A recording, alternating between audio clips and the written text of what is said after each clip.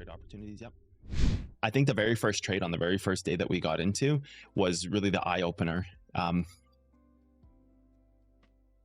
Yeah, God, I don't even know when that would have been. That would have been on the 6th. So that would have been here. So I think the real eye opener was getting into this trade, how to find these kind of spots where like it really makes a lot of sense. I think it was this one, right? Yeah, it was this trade right here.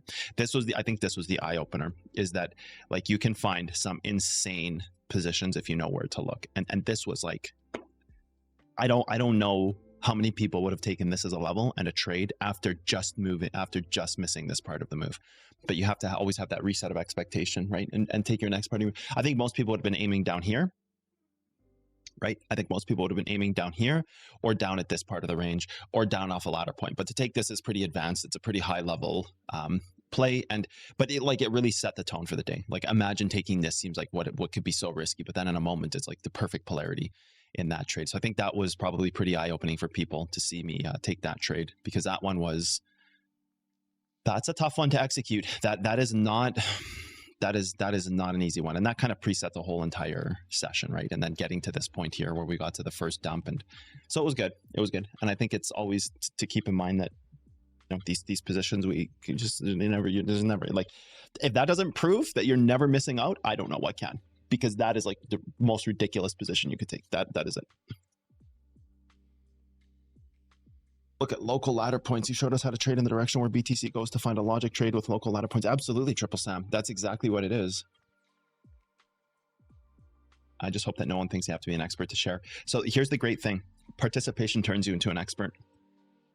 So even if they do think they're an expert, let them think that, and that's fine. That will make them an expert. It's the people who open up and share and talk through things. Self-talk is a beautiful tool. As long as I've been doing this and as good as I am, I still self-talk through every single thing. Even when I'm playing Halo, I self-talk. I self-talk through literally everything because it allows me to be sharper and better. So even when I'm wrong, I self-talk through it to say, okay, what am I doing wrong? Where's the mistake cotton? Find it, quick, go. Where's the mistake? You did this, you did that. I think people can, while I am teaching, watch a Twitch stream. I do it while I'm playing Halo by myself for 30 viewers, right? So it is just really important to understand that ability to talk through these things allows them to solidify them in our mind and ask the question at a deeper level, right? Self-talk is extremely valuable. Even if people just jump in the live trading group, and then just, you know, jump in the live trading group and just start trading. It doesn't have to be anybody there. Maybe somebody will jump in and just listen to you, right? Keep yourself in check. Use those 3 live trading channels just to have even a private space to go in there, self-talk, right? Just go in there, self-talk. And if people want to come and observe, they'll just come and observe. That's how I would do it if I was learning. I would jump in those channels and I would just start self-talking through every single trade I could, even if nobody was there. And I would just make it a habit and I would do it every single day. And then people would eventually come and they would be my audience members and then they would watch all the time. That's exactly what I would do. Uncapped trade. Uncapped. I'll be charting as this is on. Okay, this gets into a little bit of using live examples. An uncapped trade doesn't mean it just is not capped. It means it is, because traditionally you would think, okay, uncapped means it could go anywhere.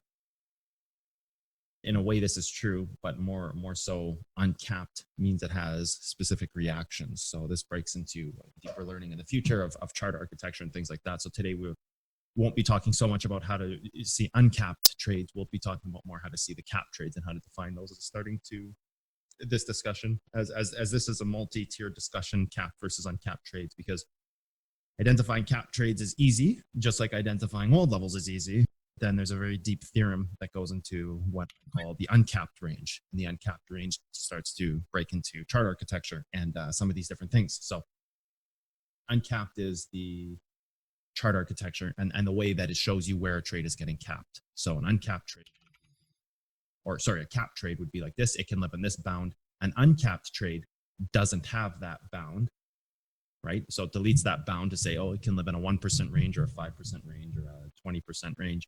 Uncapped means that the range is infinite until it has a reason to cap. So there's a bunch of capping points inside an uncapped range that can say, okay, this trade can go bigger if event X executes, it can go larger if that event executes, and so forth and so forth. So uncapped is only uncapped until it is capped. So it's almost like a capped waiting room, right? Like a cap trade waiting room, like it's waiting to be capped. So that's as far as we'll go into an uncapped definition today, because that's just another whole tier of discussions and something we'll learn deeper later on. So before we do that, we learn capped ranges. So capped ranges are what we see in trading when we are taking any trade. When we are looking at anything we do, we have to have an understanding of where the cap on the trade is. So if you are trading something, you need to know when 1% is the most it can make. You need to know when 2% is the most it can make. You need to know when 5% is the most it can make, and so forth and so forth. So a very quick basic example of what a capped range would be the range that something lives in. So right now we have whatever this 12-hour is right here, wherever this level was, its kind of capped range is right here. So it has kind of this capped range of 78 or 77. I'm going to stop right there real quick. So a good way to think about capped ranges is with inversion. What holds a range down is what caps it on the other side. So points of inversion, something cool about points of inversion is that they typically target each other. So if you had like a daily level here, for example, that was tested, what is the highest time frame that's tested? It's a daily level. It goes after the 4. So it has 2 caps, one to test this part of the move. So it can cap to the 4, which now it is capped to here. This is where its cap exists off of this 4-hour right here. So you've got the, oops, actually we're on the daily right now. So oops, I thought we were on the 4, my mistake. So this right here, which is capped to the 4, right there, will also have that same point. So prior to it being able to break its move up, it has to go after its capped range on the 4. So you can think of these as kind of like inversion, right? Like this is right here, which is the breakout point of the move, which diminishes back to here as an origin point. I believe it was right here. That one? No, it's this right here. There it is. There's the 4-hour. You can see it's right there. Well, it's the first valley on the 4-hour, and then it's tested right here. It's created as an origin here. It breaks out. So this is the cap right here. So if you're to delete all of this right here, this is kind of your cap of your move. And we don't need to delete that, or this. So when we were thinking about caps, we need to start thinking about inversion as a mirror. So what that means is inversion has a moment where it goes after other inversion moments. So a daily goes after a daily, a 15 goes after a 15. Anything in time typically repeats itself. So when you're defining a cap, you think of these inversion points as mirrors. Let's go and change this to yellow as well. I think I changed the wrong color. So you have a 4-hour trend with 4-hour caps. Very, very straightforward, very simple. Do you have a daily? Let's see. I don't think so. You really don't. You could justify this as a daily right here. Where's my toes? Is it hiding behind this? Oh no, I moved it here. Why is this here, by the way? Can we get that out of there, please? Wait, whoa. Oh, because what?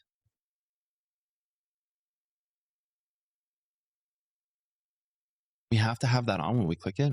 Am I just like dumb and I've never noticed this, or is this? Okay. For some reason, this is up now and it's really bothering me. Okay, that's fine. This, you can't really use this as a daily. For this to be a daily, it has to kind of come back and hit some kind of reverse moment or reverse level in the move. It was really throwing me off. So then you'd have your daily right here. So you have a very stark difference in this trade. You have a very, didn't catch anything from the video. What? You guys can't hear?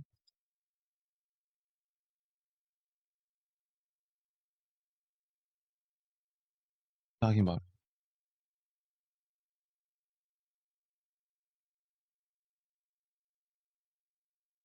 Makes your ear stronger. There wasn't, okay, so there wasn't really anything we went over in, that's fine. We don't need to go back and, why is it? Hold on, let me press play here. 780 here. So oh yeah, the volume is just too low. Capped range. There we go. It's okay. There's nothing in this that really was of any importance anyway, so I'm okay with it just being 2 minutes of missed material. That's fine. There was nothing in there that's important. It's just talking about what a capped range is, and I just simply said that a capped range is just pieces inside of pieces inside of pieces. So that's perfectly fine. I turned up the volume. Your voice now is fine. Okay, perfect. So you have to think of caps and inversion points as like moments of mirroring, right? So like what happens is in the future, if you are going to come back down to this moment here and test this level, you've been given your information to know that you're on a daily inverse level, and that there's, by attacking this 4-hour level, you're going to be doing a few different things here. So I need everybody to kind of think about this in the future and what's going to happen. Let's imagine we come back down, we test this daily level. It creates the cap point off the daily level. In this scenario, the daily level is also here. It's the daily point right here, which was really the 4-hour to begin with, because a daily couldn't have been created in that moment. So that's fine. But it's at the same point, it is still the daily level right now, because now we have that information on our chart to say, hey, this is a daily level. Otherwise, everything would always be drawn back to 1 minute moment. So that's fine. You have the cap on both sides of this move. You don't have any questions here.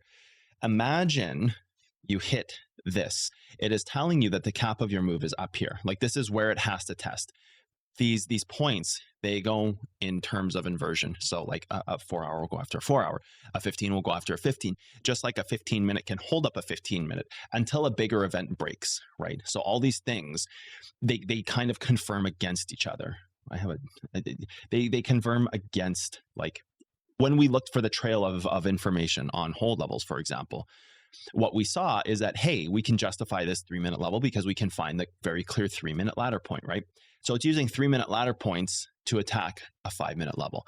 A 5-minute level will be held if there's a continuation of more 5-minute levels that get held on one side. So then you have like a Pandora's box of theory, almost 5-minute hold levels on the inverse being offset by 3-minute levels on the accumulation side. So then it would look like this, something like this. So you would have 5-minute inverse here, 3-minute trail of holds here. The 3 minutes continue to hold each other, continues to go after 5 minutes, which have already like inverse like this. And then the next one would be here. And so that gets hit and they go down until a larger trend or a larger moment breaks. Possibly an hourly hold level gets created or a 15-minute hold level gets created. That fuels the break of a trend, which invalidates these 5-minute moments. So you have to think about like profit caps and these triggers and all these things that dictate our trades.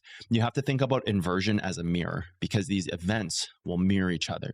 So now let's think about this for a second. This is your profit cap from here to here right now. This is like the range we're working in. A range is different than a profit cap because there's a range right here, right? There's a 4-hour hold level right here. This is a range in the move. This is the interior range that could create the ladder point off of this. So if you break this interior range, you can create a ladder point. So that's important to know, because imagine this happens, and this is where we go into future theory. Come down, break this trend, hit the daily level. Great. Start moving up, hit the 4-hour level. What's the problem with this scenario? You guys answer in chat. What's the problem with this scenario? What is this doing? Like, oh, of course, it's breaking the ladder point. That's fine. But if it breaks the ladder point, what does that mean for the entirety of the move? Because we just broke the level. Now what? What if it bounces off this 4-hour? Then what? Like, what do you even do in that scenario? Because you've broken the daily, which you're laddering down locally, but you're holding exterior wise. Like, what do you glean off this? Like, what's the important thing to know about this test of this 4-hour? If this is the scenario that happens,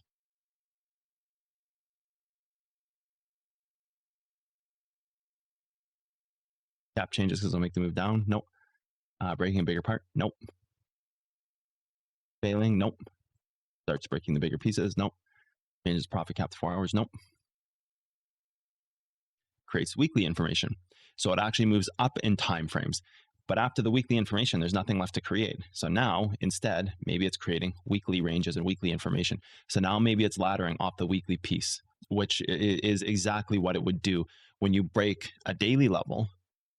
You bounce off a 4-hour level. You actually didn't bounce off the 4-hour level. You actually laddered the weekly. The 4-hour reverse here is coinciding with what could be the weekly test. So what's going to happen is actually you guys are thinking about this in the wrong way. You guys and girls are thinking about this in the wrong way. You're thinking about it in terms of linear breaking, right? Like, oh, it broke the daily. This is a very linear thought process. It just goes down from there. Well, this is true. But what happened to the weekly information? What happens to the weekly trend? We haven't even tested that yet. Or we're just creating it. or possibly we're creating a monthly. So then you start that recycling process at the higher time frame, just like you would with everything else, just like we do on every time frame ever. It's just that I think a lot of times people see reverse levels, profit capping, they see these things and they think that they get too linear focused on, oh, it's breaking the daily level. It targeted the 4. Who's to say it targeted the 4 and didn't just create a weekly or ladder off the monthly? Because actually the 4-hour reverse level here acts as the perfect spot to create a weekly ladder point or a monthly trend.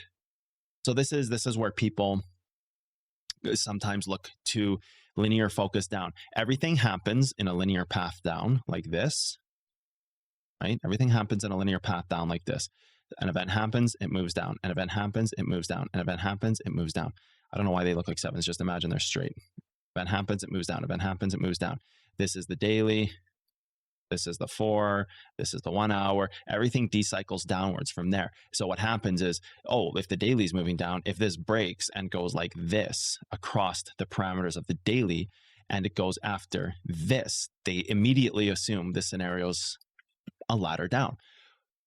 Well, if the 1 hour broke, like this, right, and goes after the lower time frame, the 15, aren't we just creating the 4 hour? So the same thing is happening here. When this happens, aren't we just creating the weekly? And it still remains to be within the rule set is that the weekly has a moment where it's linear down, and it could technically happen on the monthly as well. The trick here is that you have to have the time to support the creation of this. You have to have the time to support the creation of this. So this is where people get reverse levels and ladder points and caps. They get them kind of muddled because there's a point there where a lot of people go into these trades or go into this technical analysis assertion where they're trying to figure out what's going on, and they don't start that decycling process down. They see that the bigger piece is breaking, the move is done. But that's the beautiful thing about ladder points and profit capping is that the move isn't done if it can create the next time frame that it decycles off of, which is what happens in the markets all the time. So this is really important to see. A lot of people will break one level, like, oh, if this breaks, that like it's gone. It went after the 4 hour, it broke the daily, like it already reversed the 4. Okay, or it already reversed the daily, good.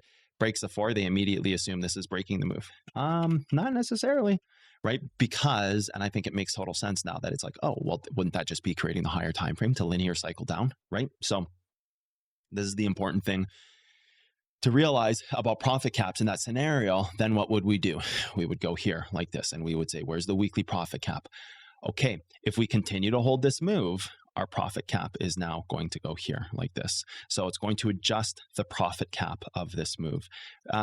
Very much what happens in all of these things. Notice how like the same thing happened down here, like 29.2, the famous 29.2 call, and then it changes its profit cap. Where's my tool? Jesus, I'm getting so confused with this. Changes its profit cap right to here, or possibly even into there it is, the weekly test. So it changed its profit cap because in that moment where it had likely broken a daily move, but it still ladders, it changes the profit cap on the other side, because now you're saying to the move that, hey, we just established this. That was the very bottom of the weekly run.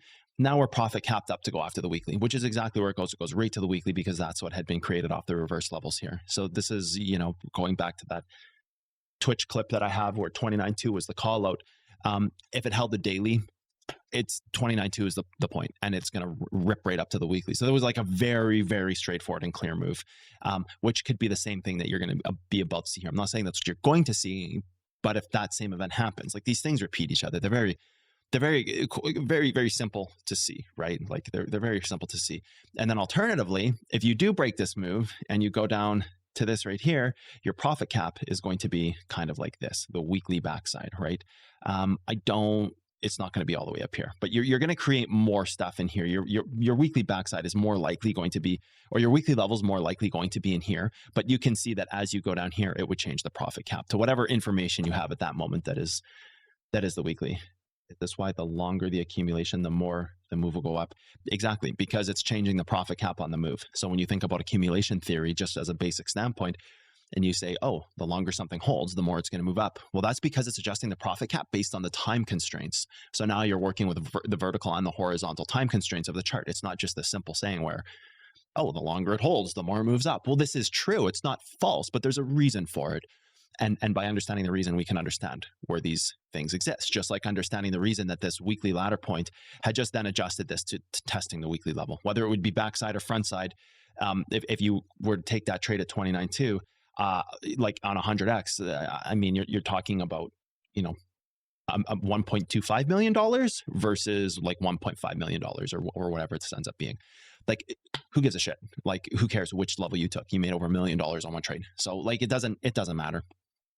It does, of course, accuracy matters. But what I'm saying is that, you know, it gives you a clear direction as opposed to just being inside this little range here saying, oh, well, let's just target this level and take our 15%. Well, you could have taken 15%.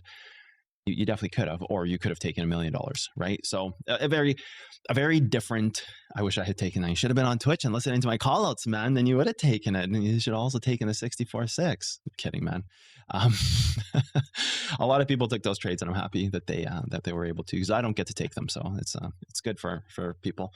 And you know, like the profit cap of the move. This is the cool thing about profit caps, is that you think of these moments as inversion mirrors. They will target each other, because then you're just back into the theory of Pandora's box. So when you're talking about profit caps and you're not sure where to go in a move, you have to look at where you are and the information that you're testing, and then you can kind of get a good understanding of where you're going. Like, for example, here, let's just work off some very simple information. 4 hour, was this hit? Was it the backside? Backside was hit. It's right here. You can see the backside's holding and laddering the move. Go to the 4 hour on the other side. There it is right there. Go to the 4 hour and hold. Profit cap 4 hour to 4 hour. If the 4 hour's holding it, the target is going to be the 4 hour. And then you have your other information that you have to do with it. So if it doesn't hit the 4 hour level, or right here, for example, here's the 4 hour level here. I wonder what happened first. So we have these two moments. You go down to this 4 hour, you test that 4 hour. This one's already tested, so you would go down to the next untested 4 hour, which would, oh, this one was tested. So then, oh, this is the hour, sorry. So then you go down to the next 4 hour part of the chart, as if this is tested, and that's inversing the 4 hour is going to target the 4 hour, and vice versa. And if this 4 hour holds, you can assume it's going to go to the next 4 hour to create daily levels. And if those daily levels are created and they hold, then it's going to try to go and do the other thing on the other side. So trigger points, the cool thing about them, actually marked this wrong, it's right there. The trigger points, the cool thing about them is that it will give you a lot of clarity. And you could even go like interior, going to what Starlight had said, going to interior parts of the move. And you would say, okay, look, here's a 15-minute backside. That's what got tested. Here, let's delete this. Let's delete this one up here. Let's just get our chart clear. And let's work time frame down. Let's not be dumb with our charts. That's my fault. I don't want to be dumb. Hourly is tested. Okay, so the hourly test is right here. So then the profit cap should be the hourly as well. Time frame down, right? Look at that, hourly to hourly. So your profit cap, think of profit caps, think of these as moments of inversion, time frame down. So if we had the 4 hour here, if it was like, oh, you know, this one is tested perfectly, and in this moment, this is tested perfectly here, reverses the level, fails to go after the 4 hour because that had already happened, fails to go after the 4 hour, move down in timeframes because you have nothing left there, right? At this point, you have your hourly right here, which is what bounced the target. So hourly gets created, goes after the hourly, bounces, goes after the hour. So it's kind of Pandora's boxing right now between hourlies to see which 4 hour is going to be attacked next. And then so in your chain of 4 hours, you'd have this one right here. The next one you'd have is, ooh, this one's tested. Possibly this is a ladder point reverse. Trend would be your next up on the chopping block here. 4 hour trend. Break that, create the next ladder point. Is there a time frame higher here? There is. There's a daily. So the daily is what you try to create your next 4 hour off of. Time frame down. Daily is right here. And then I would work inside of this range to see where the next part of it is. What I would do is I'd go like this and I would say, okay, where's the untested hourly in here? There is none. There are 15. This one's tested. That reverse is tested. It's the same point. There are 5. That 5 minute is tested off of this 5 minutes. So that's where the trail exists. possibly this, but man, would that be risky? You're trying to have a 5-minute level, hold the daily range. Yeah, okay, you could do that. You can go after this.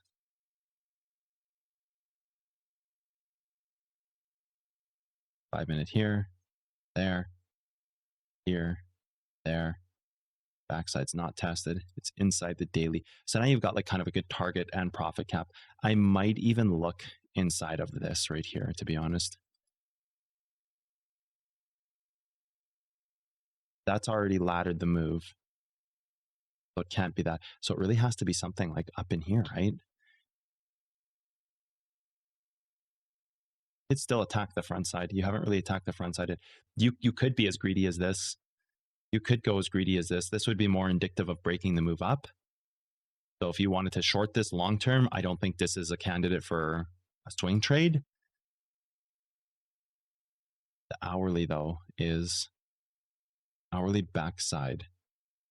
Untested, both time frames. Better in here? Do you have like a backside, front side that's untested? That 15 is tested. That 15 is tested. That 15 is tested. That one is tested. Everything is tested down. So like literally every time frame is tested down. You have the front sides and that's it. You have the front side of a move. So then what you're saying here is that, okay, this is what's going to happen in the move. So what you're saying is if you break this trend, okay, if you break this trend, if you hold this level, it's likely moving down because while this may be a ladder point for the future, the front side is holding it down for distribution. So that, and then so you've got your profit cap because if this level holds, it's telling you the front side is holding, it's creating distribution. The profit cap becomes stabilization down here. So then your profit cap changes like this. This off. Take all of this stuff off here. Your profit cap then changes all the way down.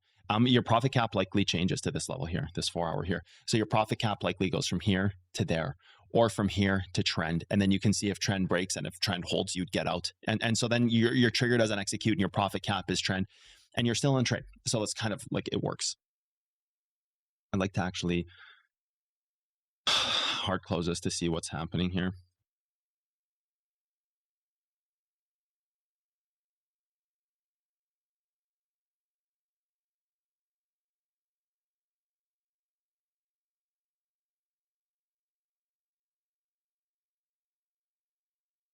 You have an hourly here. So you can just say 4 to 4 is right here. That's fine. So now your profit cap becomes, if this holds, it's going to go after, it's going to try to go after the front side. So that's like a really good profit cap. Now let me catch up on chat real quick. Next week on Noobs Learn How to Day Trading, now he makes $1 million. Ladder point on the weekly. It's not a weekly ladder point until it closes a candle on the weekly, correct?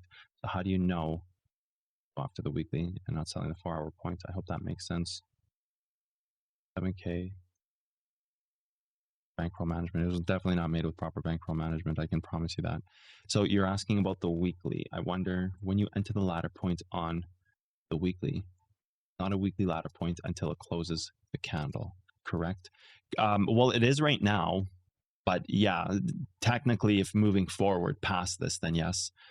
The thing about this though is it could be the monthly, right? So that's also something to keep in mind is that we might not be done that and it might actually be the monthly here. So and if it's the monthly, it needs to go into more accumulation. But for now, like week to week, it's going to be, close this candle tomorrow and it will be officially a weekly ladder point that can hold the move up, right? So as of tomorrow, yes. As of today, no. It's just still technically kind of moving down. So yeah, good question.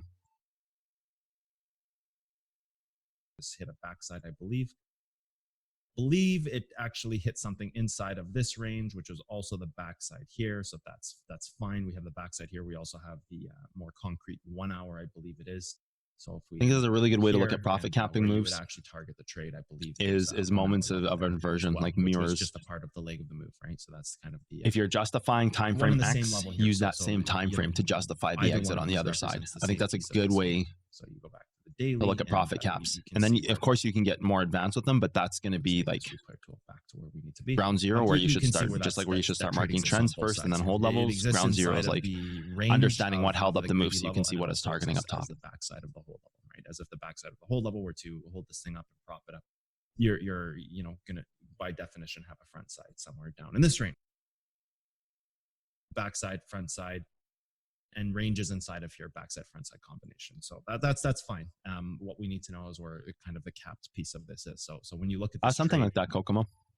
this is fine. This is the level it hits as it's supposed to, as it's going down in its ranges. It hit that level, but its total cap in this trade would be from here to here. So that's the capped range. That means it has to live inside that bound. That means if you execute the short here, it cannot breach past this point unless it's shown that it can breach past this point. So the maximum cap on this would then be this point here to this point here. That's the maximum cap on this trade is 22.7% or whatever. Maybe it's 20. We'll just round it to 23 because I probably can drag the mouse a little bit and make it 23 and still justifiable here. So 23% is where this trade exists as a capped range. So if you're entering this trade, you have to first off realize that every trade you're entering on all time frames, whether it's a daily, and again, this is a very simple example. So whether it's a daily, whether it's a 12, 4, 1, 15, 5 minute, they're all going to have a associated cap with them, a complete range that you can trade and no expectation beyond that, right? So you look at a daily time frame, you're going to have a larger cap.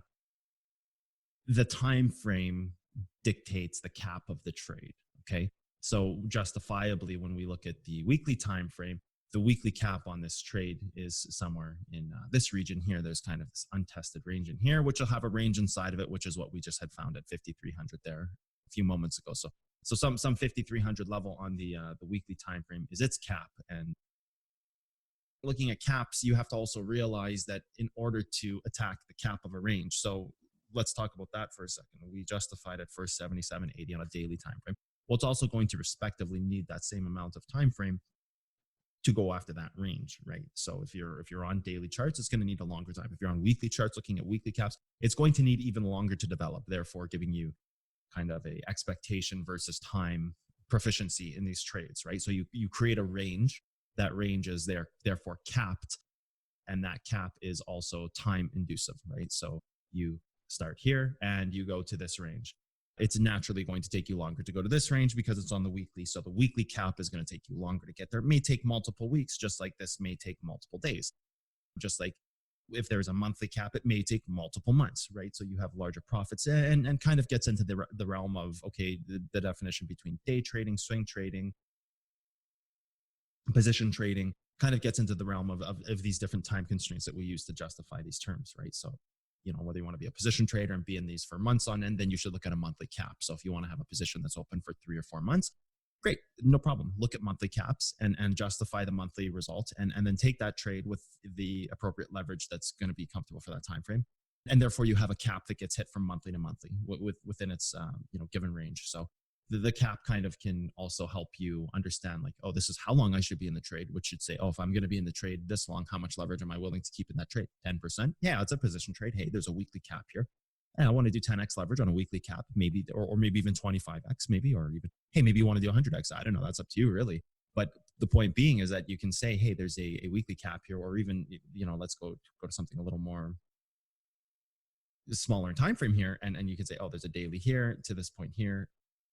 Yeah, okay, let's do it like a 40x leverage with X amount of money instead of doing 100x on a smaller time frame. And really, we know that we just have these other trigger points, and trigger points, again, something we'll get into the future. The trigger point would be like a trend, right? You have a trend like this, right, from here to here, and you could simply be in this here and say, oh, here's my trigger point. If we break this trend, I release my trade and I exit in profits. But at the same time, I'm in profits until that trend breaks. So really, you execute the short here as a weekly, as you understand the daily cap. Your target is this, and really your trigger point to exit the trade would be trend, right? So that's just kind of an example of how you can use a cap in that scenario to say, okay, we have a cap here, a capped range on the daily. This is what I'm expecting. However, I can just take profits otherwise. This is more setting up a position trade or more of a swing trade type of setup, right? Again, it's fine. You can do that completely at the discretion of your own trading routines. That's the way I like to look at these longer term trades, as they have a cap and what am I going after? Because simply put, they do go after those pieces of the trades at times. So even if you had this here as your daily cap, and justifiably this would be a decent daily cap as it is the backside, your target would have been hit 3 days later. And if you used, I don't know, even 10x, you would have made 200% on this trade. Wow, that's not bad at all, right? Like that's pretty decent. 200% on whatever amounts, 20%, 200%. Yeah, that's pretty good. Even if it's just a 10x short on, more of a safer trade, because really at 10x you'd be exiting if it breaks your level up here. So there's not really too much risk there.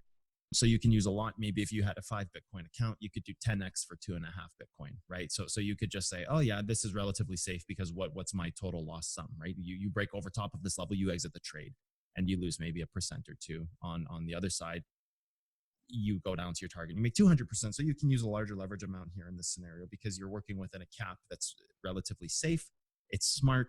And there's not a ton of risk, because if it breaks over your level, you're already in polarization. The point of polarization breaks, you're out of the trade. You're not losing a lot for taking a stab at this thing. But then your gains and the upside to this trade is that you understand the daily cap, so you can let that trade just sit and amalgamate profits over time, or pick a point where you're exiting the trade. So really, there's not a ton of risk in taking a trade like that, and you can use a large amount in that scenario with almost no risk, and the risk is minimal. So 1 or 2% of 2.5 Bitcoin versus making 200.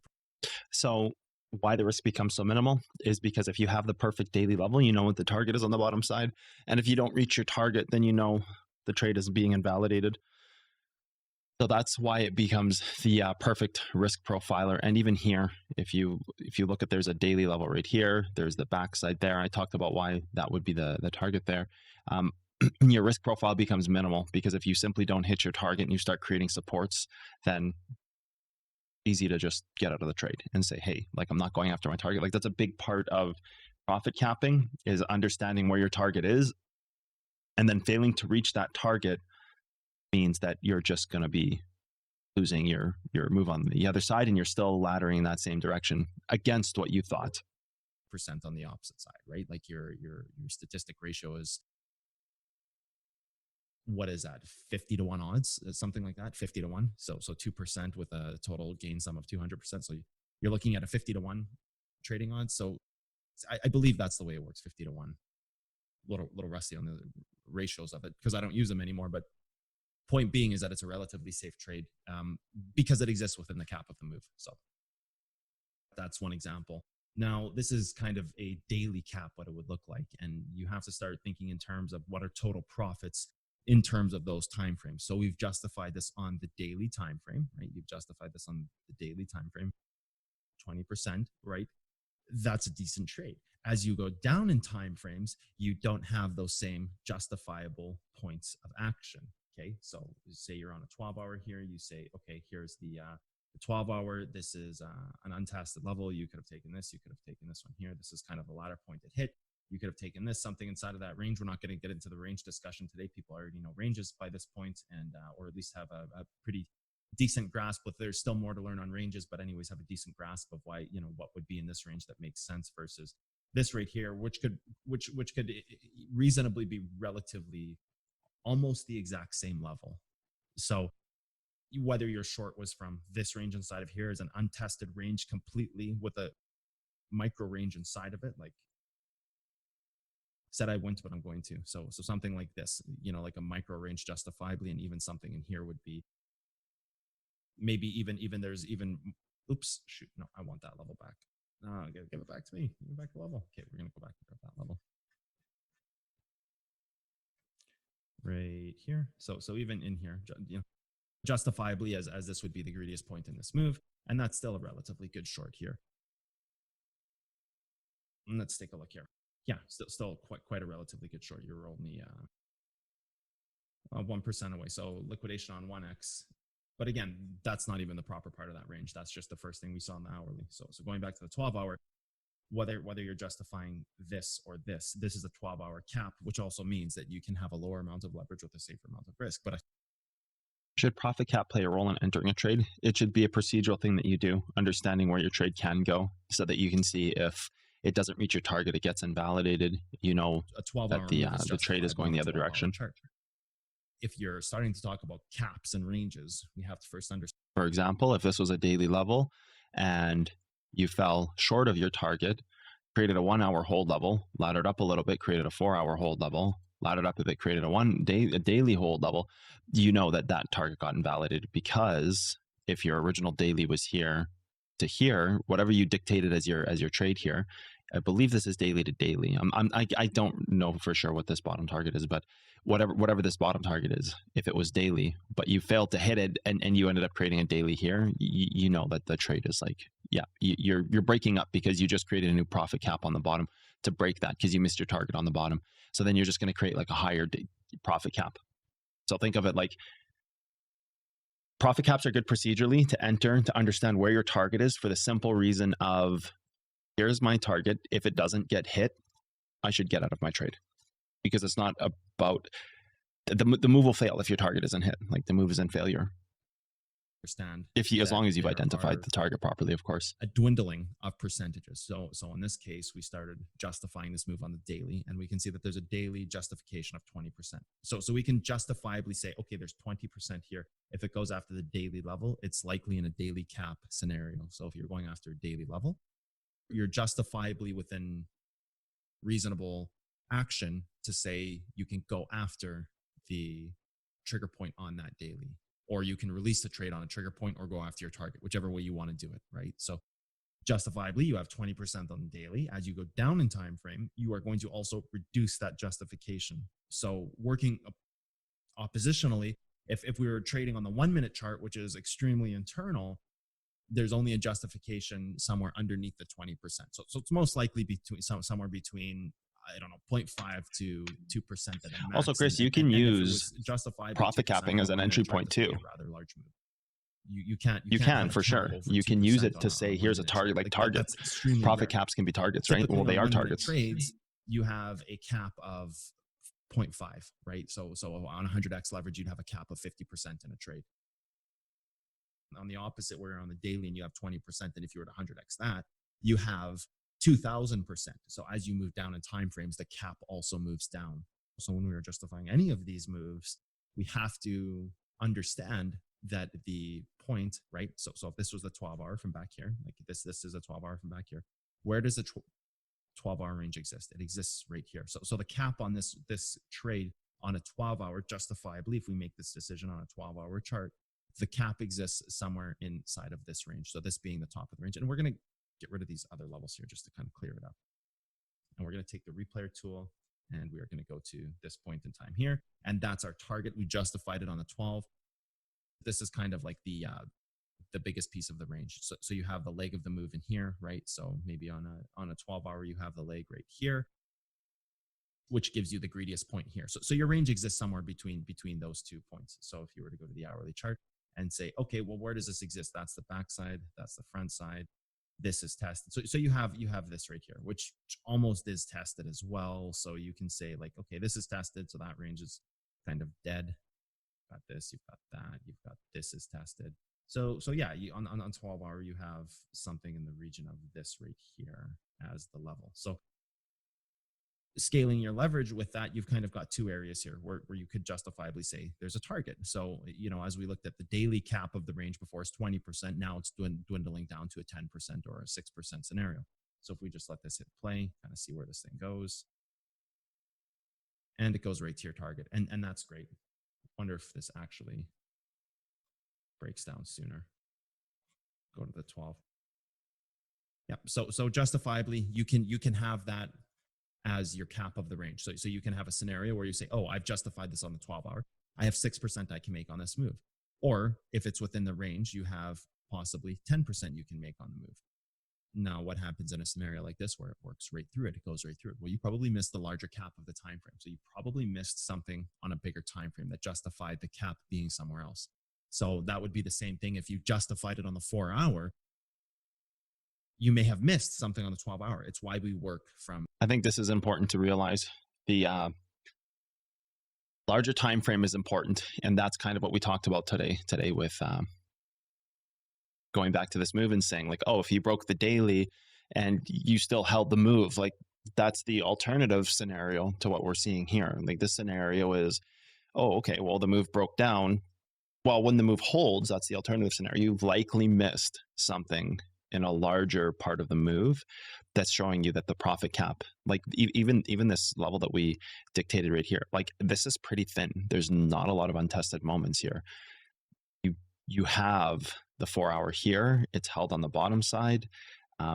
Let's create the daily now. The daily is here. Like you could hold the daily somewhere off the higher part of the range. You could ladder the move. If you ladder the move, it's more indicative of this thing holding down long term. So I really think it's important to realize that larger time frame is really the key piece of information there, right? Like, and right now you could just say like, oh, we can leave that one there, and we can create another one.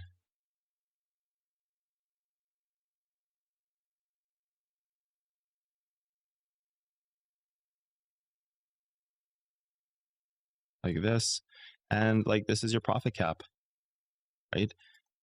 Daily gets created, profit cap it to the next daily. And if it doesn't reach your daily target because something is holding it down, then you know, like if it continuously hits this 4 hour and it starts laddering down off this 4 hour, that would be like the perfect example of where your profit cap breaks, right? This is it. It's like if you've entered that daily there because it's established the daily at 11th, so December 10th. So it would have been, where's that daily? Oh, that daily is created here on December 9th. So daily is created here, breaks below it, doesn't hard close, moves up. If this continues to hold it down and ladder the move, obviously this daily is failing. So I think that's part of it, right? Your profit cap, if it doesn't reach your profit cap and where your target is supposed to go, if there's something that's holding it down that shouldn't be, like a 4 hour, for example, and it starts laddering off that 4 hour, just like right here, something's holding it down, like a 4 hour, and it starts laddering off of that 4 hour, guess what, right? Like ladder points and profit caps can work together. Well, they do work together. It's not they can work together. They do work together. The front side of the chart in terms of frontal is right here. So weekly to daily to 12 hour to 4 hour to 1 hour to 15. And we don't work on the interior pieces of the trend. We work on the frontal pieces, which is the exterior. So the frontal piece here would be a weekly. So you could say, okay, where's it weekly justification? Oh, it held a weekly level. Justifiably, this could possibly go all the way down to that 5,300 range because again, this is a weekly level that's hitting a hold, right? So it is actually holding the weekly move because the range on the weekly exists from this point here, which means the hold level can be anything from this region in here. There's a hold level in here somewhere on a smaller time frame, but really the point is right here because this creates the ladder, right? Ladder point here to ladder point here. So justifiably, you're actually in a weekly cap right now. And this is why we work from exterior pieces down and not interior pieces. As people are seeing, the more you work interior on a trade, the less you see of that trade. Okay, so say that again, that the more interior you work, the less you see. So if you start on the larger time frames and work your way through this, you can say, oh, this was justifiable on the daily. There's a daily cap. This is justifiable on the weekly. There's a weekly cap, but also shows you how long that trade should exist, right? So if we are indeed in a weekly cap scenario, we could be taking the next 3 to 4 weeks to get to this point. We just hit it now. It could take 4 more weeks before we get down to this point. So really you should just be in a trade against the, and now I'm sure there's other trends. This is BTC USD perp. So I'm sure there's other trends that exist on charts that have more information. Interior like profit XBT cap and whatnot. I'm sure there's creates the exterior trend here. We're just drawing this as an example. It's same thing as we just talked about here at the bottom. Interior moment in this range creates the exterior component, right? It's probably more interior profit cap creates exterior or I'm not moves. Sure where the trend is because it's just simply not on this chart. So but I'm sure there's a trend there, right? So literally the exact same thing we talked about, just right here. Hit the 4 hour, create the exterior. Breaks that on a weekly, you could justifiably exit that trade as a trigger point. But if we're simply on the 12 hour here and saying, oh, here's our range, we justified this range from here to here, right? We said 6% to this point, 10% to this point. Well, that's a problem because you miss the bigger piece of the range. This is why we don't work internally to exterior. This is why we don't work from back to front. We work frontal down. Or if you want to think of it in terms of exterior to interior pieces, we always work from the exterior piece first because you simply just miss things. It happens all the time to everybody. You simply just miss things. Even right here in this moment on the daily, if you were here on the daily and you're laddering down long term, you're simply going to miss the ladder from the longer piece back here, which is a weekly justification to this level here, right? Which is a weekly justification. Well, actually, it would be this level at first. So in this moment here in time, when you're Yeah, let's exit the replay tool, restart it. So when you're in this moment in time and you say, here's the hold level, is it justifiable on the weekly where the target can go, which is, the untested piece of its range?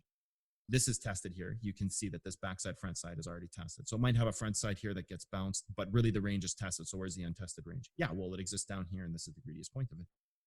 So justifiably, this can exist here because the time frame at a larger point dictates the cap of the range right here, right? 20%. And so you see it goes after that level, and then so forth down. And then justifiably, the larger the time frame that comes, the bigger the cap that it's giving it, right? The larger the move that can happen. You just simply exit this replayer tool, delete these brush strokes. So this is, again, why we work from the front of the chart backwards, right? We work from the front or the exterior pieces backwards for this exact reason, because we need to justifiably see what's happening on the larger pieces. So the cap is also the same thing. The cap of a trade exists in that same metric, where you can say, okay, if it's justifiable on this time frame, then you have to understand where its target could be, right? Based on that same time frame. So now as we go down in time frames, the same thing is going to apply. If we have 4-hour decision points, you're going to have that same cap be created on those points, right? So an example would be something like this. Okay, let's just maybe go to, I don't know, sure, any random spot. This looks good. Where's the 4-hour range? Right here, right? So your 4-hour range, yeah, okay, it exists here as a short. This long is right here. So this is kind of the cap of the range, right? Like the Pandora's box is the cap of what you could expect in the trade. So you've got, yeah, 5%. That looks good. Really, the range exists. Oops. No, we don't want that. The range exists a little lower inside of here because there could be something here. So we're going to dissect this move a bit. So we're going to say the hourly is here, which pulls this right to here. So justifiably, you have this short here, 4%.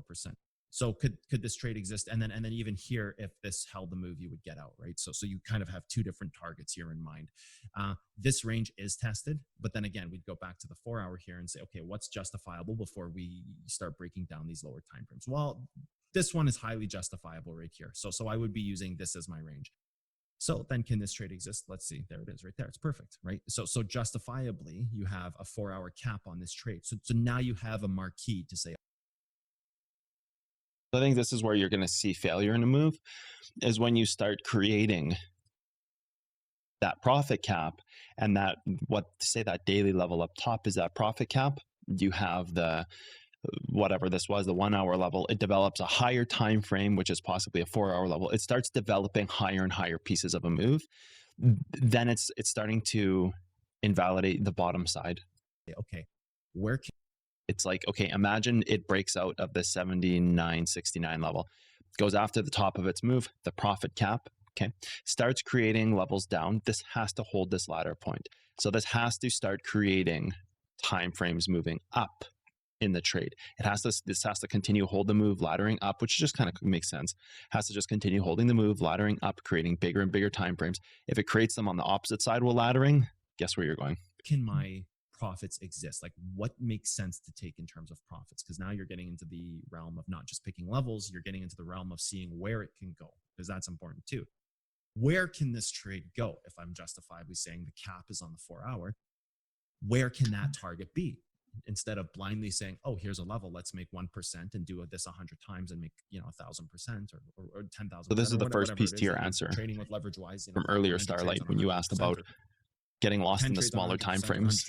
Whatever. We'll go through all of that today. We've got a lot to go through today. Triggers and profit caps. Where can this trade exist, right? So by the end of today, there should be a lot of clarity in terms of how to manage the trade in the moment. Go down into this range. So if we were to break this down and say, okay, is there any untested regions? This is the exact same thing we're always doing, right? We're always saying, okay, this is the greediest point on this move. It can exist within here. It can't break this level. These are good targets as your kind of first setup, right? Like your first, okay, these are good targets. Is there tested levels versus untested levels? Where does the range exist? You could even possibly break this thing down further and say, okay, well, where's the greediest point in this trade? Yeah, this is starting to look decent. I don't know if it's going to go here. So it's not that, so you said this will help me identify a procedural failure I've been making, focusing too external. So it's not that focusing external is bad. I would agree with you. Focusing too external on the outer components of the inner range. So like, for example, if you were just looking at this move in here. This is like the inner component. That daily level is the exterior component. That exterior component creates interior expectations. Justifying internal moves using external information is exactly what you need to be doing. So you're saying there's a daily level that got hit. That is now creating a profit cap on the side down. So what would invalidate this daily level being able to create a profit cap on the side down is by not developing hold levels up top. So like an example of this would be like this. If we were to simply just go back to our moment earlier in the week here, right here, if you were simply to go back to this, and this is the external component, can the 1 minute level create a 3 minute level? Right? Can the 1 minute hold level create the 3? If this is yes, then the 1 minute level on this side would technically need to hold it up, or like the 1 minute backside would need to continue creating a ladder point. So this backside right here, you can see ladder, ladder, ladder, breaks its ladder while it's trying to hold the move. That's not, the end of the world. But if that can create that, can it create a 3 minute? Because that's the profit cap, right? So that's kind of your profit cap right there. If this is the backside, you could have another 1 minute front side profit cap, which is what it's going to go after, right? The 1 minute right there. So you can see that did this 1 minute level hold the move? Yes. Then it has 2 profit caps. This, which will continue the ladder moving up. So this is telling you that that 1 minute level is likely invalidating, or that at a minimum, it has to hold this 1 minute level. Unless at this point it has created the 3 minute level, then you could use that. And if this fails, then this has to hold here, right? So you've kind of got like a two piece to this thing. You've got the backside, which was the breakout point, which is possibly the origin here. So not really the origin, because it was only a one test that had have to fail multiple times there. But this has to hold interior wise. Does this create the 3? Well, it actually does create a 3 as well. So, okay, it could go after a 3 minute level, which is also this backside right here. So 3 minute level. Oh, look at that. Went after 3 minute backside. Perfect. So now you've got clarity in the trade. Now, if you did your work, you could have said, oh, it actually went after the 3 minute level. So can it go deeper inside of this range once that ladder point breaks? Because if this is going to hit and that's going to hold, it's going to keep going down because it's invalidating that part of the move. Is there a 5 minute level? Yep, right here. So has that been hit? Backside's been hit, but the 5 minute level hasn't really been hit. And then once it loses this 5 minute level and that 5 minute level is created, that's where you're going to see the dump, because you're using your time frames and you're starting to move up from the interior component. I don't think there'd be a 15 at this. I think this is just way too early to see a 15. Yeah, the 15 is here, and that's what loses the move, the 15, which probably creates the hold in the future. So now you've diminished it all the way down to, hey, we did create the 5 minute on the top side, but we don't really have a 5 minute on the bottom side that held.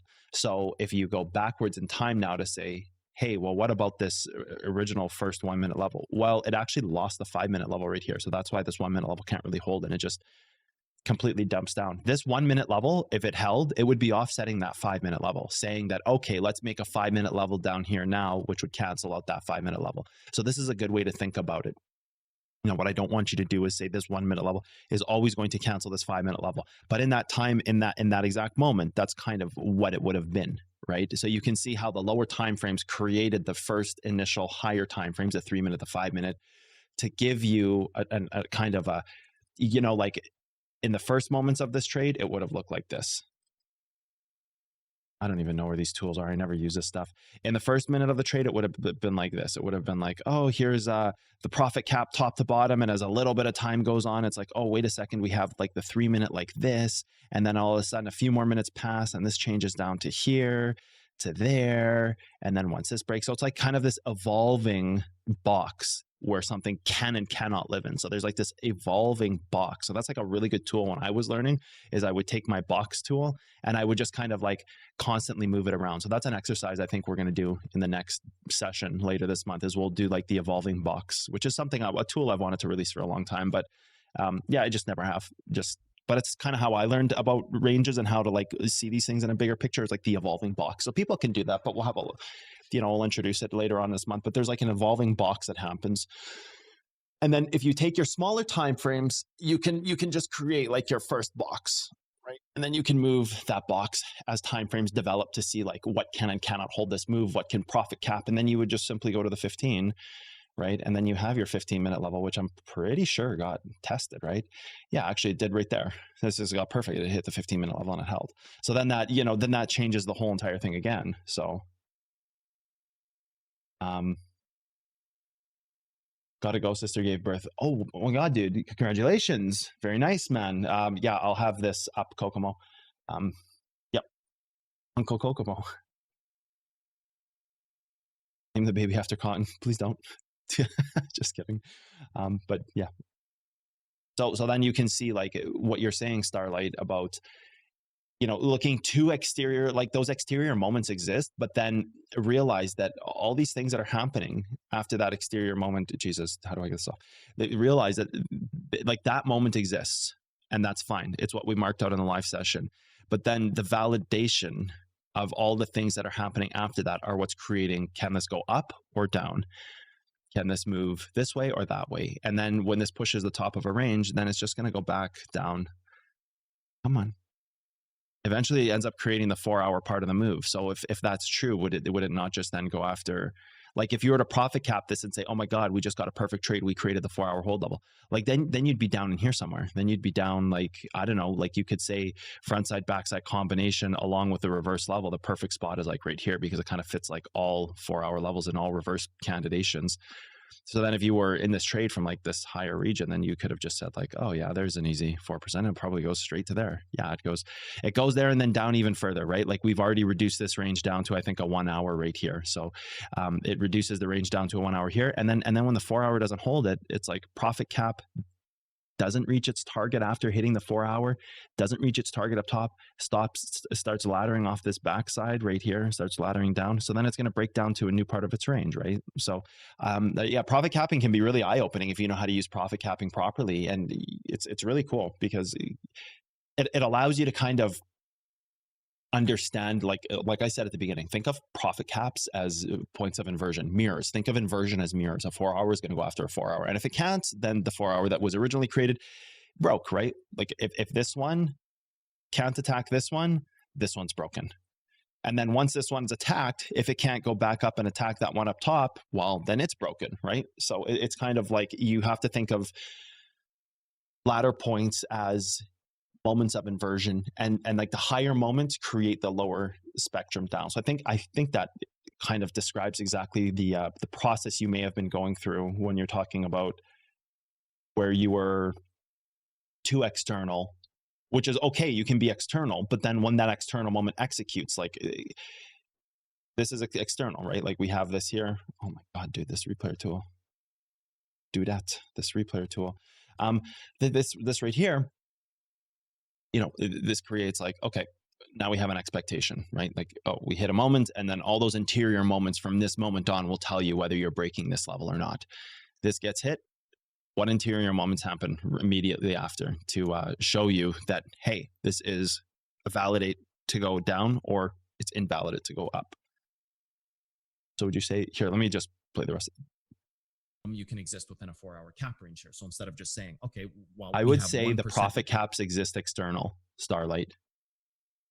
And the internal can help you guide how far the external is willing to go. So like in this case, this is range. Range is obviously bigger than the time frame.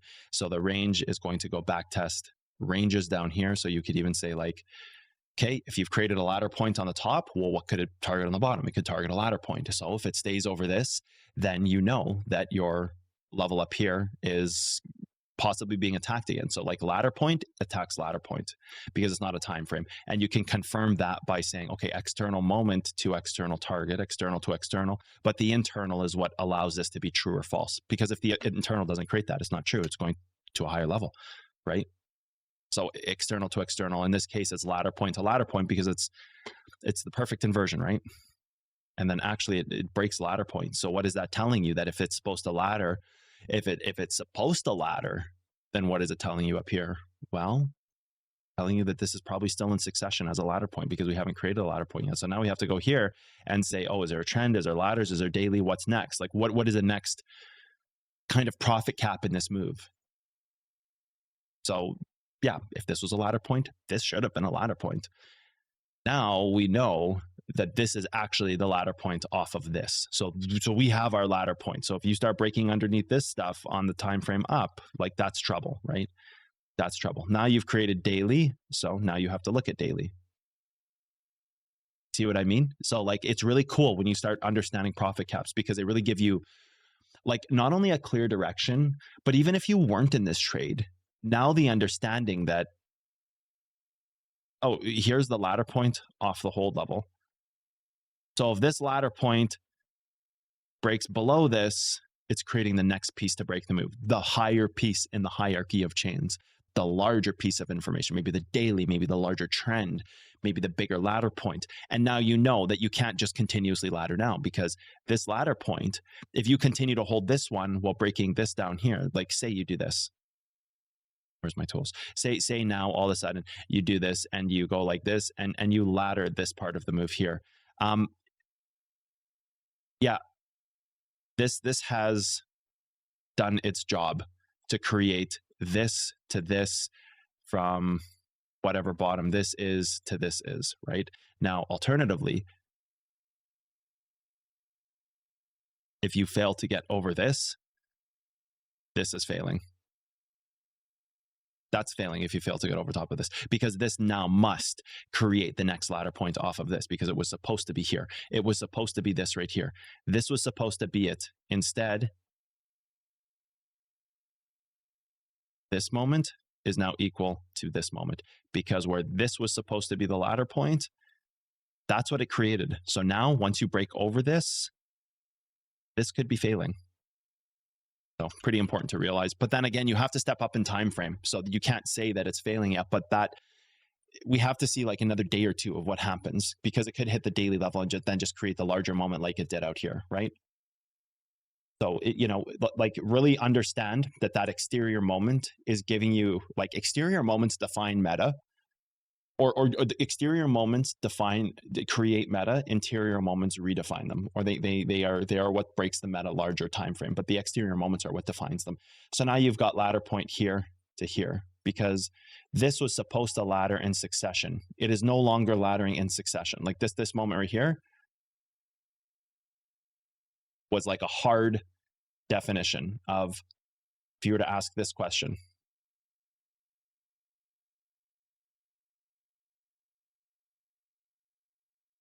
yes/no. Ladders in succession, yes/no. That's decided right here. In this moment, a ladder is in succession, right? This is a yes. So we would go like this. Oops. Yeah, we would go like that. Ladders in succession. This moment, ladder is no longer in succession. So now you're seeing if this move is trying to break down.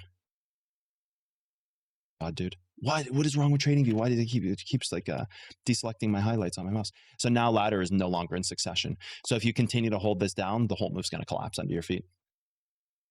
So like you just think of ladder points as inversion. Everything in inversion is a mirror entity of each other.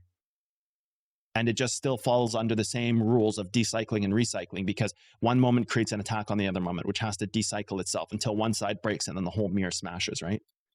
We can make your now you have a minimum of 3%, 3.7% you should be making, because it's, yeah, I think this session will clear up a lot of like how to trade, like how to manage trades, because we're going through all four of these things today. We might go over two tomorrow. We'll see how far we get with profit caps. Might be two today, two tomorrow, that kind of thing, but we'll try to do all four today. I'm not going to say it's not, even though I know it goes much lower here. I'll let you guys decide. Target, because it's justifiable on that time frame, right? It's justifiable that it holds this piece of the move, as you would have one valley here and kind of a pseudo valley right here. Welcome, so this is the level. This is kind of the minimum expectation here. So you have like a very good barometer of, okay, now we understand where the cap is. Now we know where target should roughly be, or at least what we should be making minimum on this trade, right? So then, you know, you play this move through. It actually does look like it hits this range perfectly. So we were actually right in this scenario. Can it go down to here? Sure. It can go down to its greediest level. And it would most likely bounce within its own 4-hour cap as the untested level developed, right? So it would most likely bounce somewhere here. And before we go to that, I would like to actually see if there's something even better, which is here. This guy has been tested here, so probably not that. Although it could go here, definitely could go and hit that whole level. This is, you know, let's see if there's anything even better here. So yeah, more likely here. This one is already tested. Yeah, I really like this down to this 8,400 level here. So let's see how that trade would have played out. Now understanding that this was justifiable on the 4 hours. So this is kind of the 4-hour hold. That's the range within the 4-hour hold, and it can relatively go after its same piece of the move here. So let's see what part of this gets hit.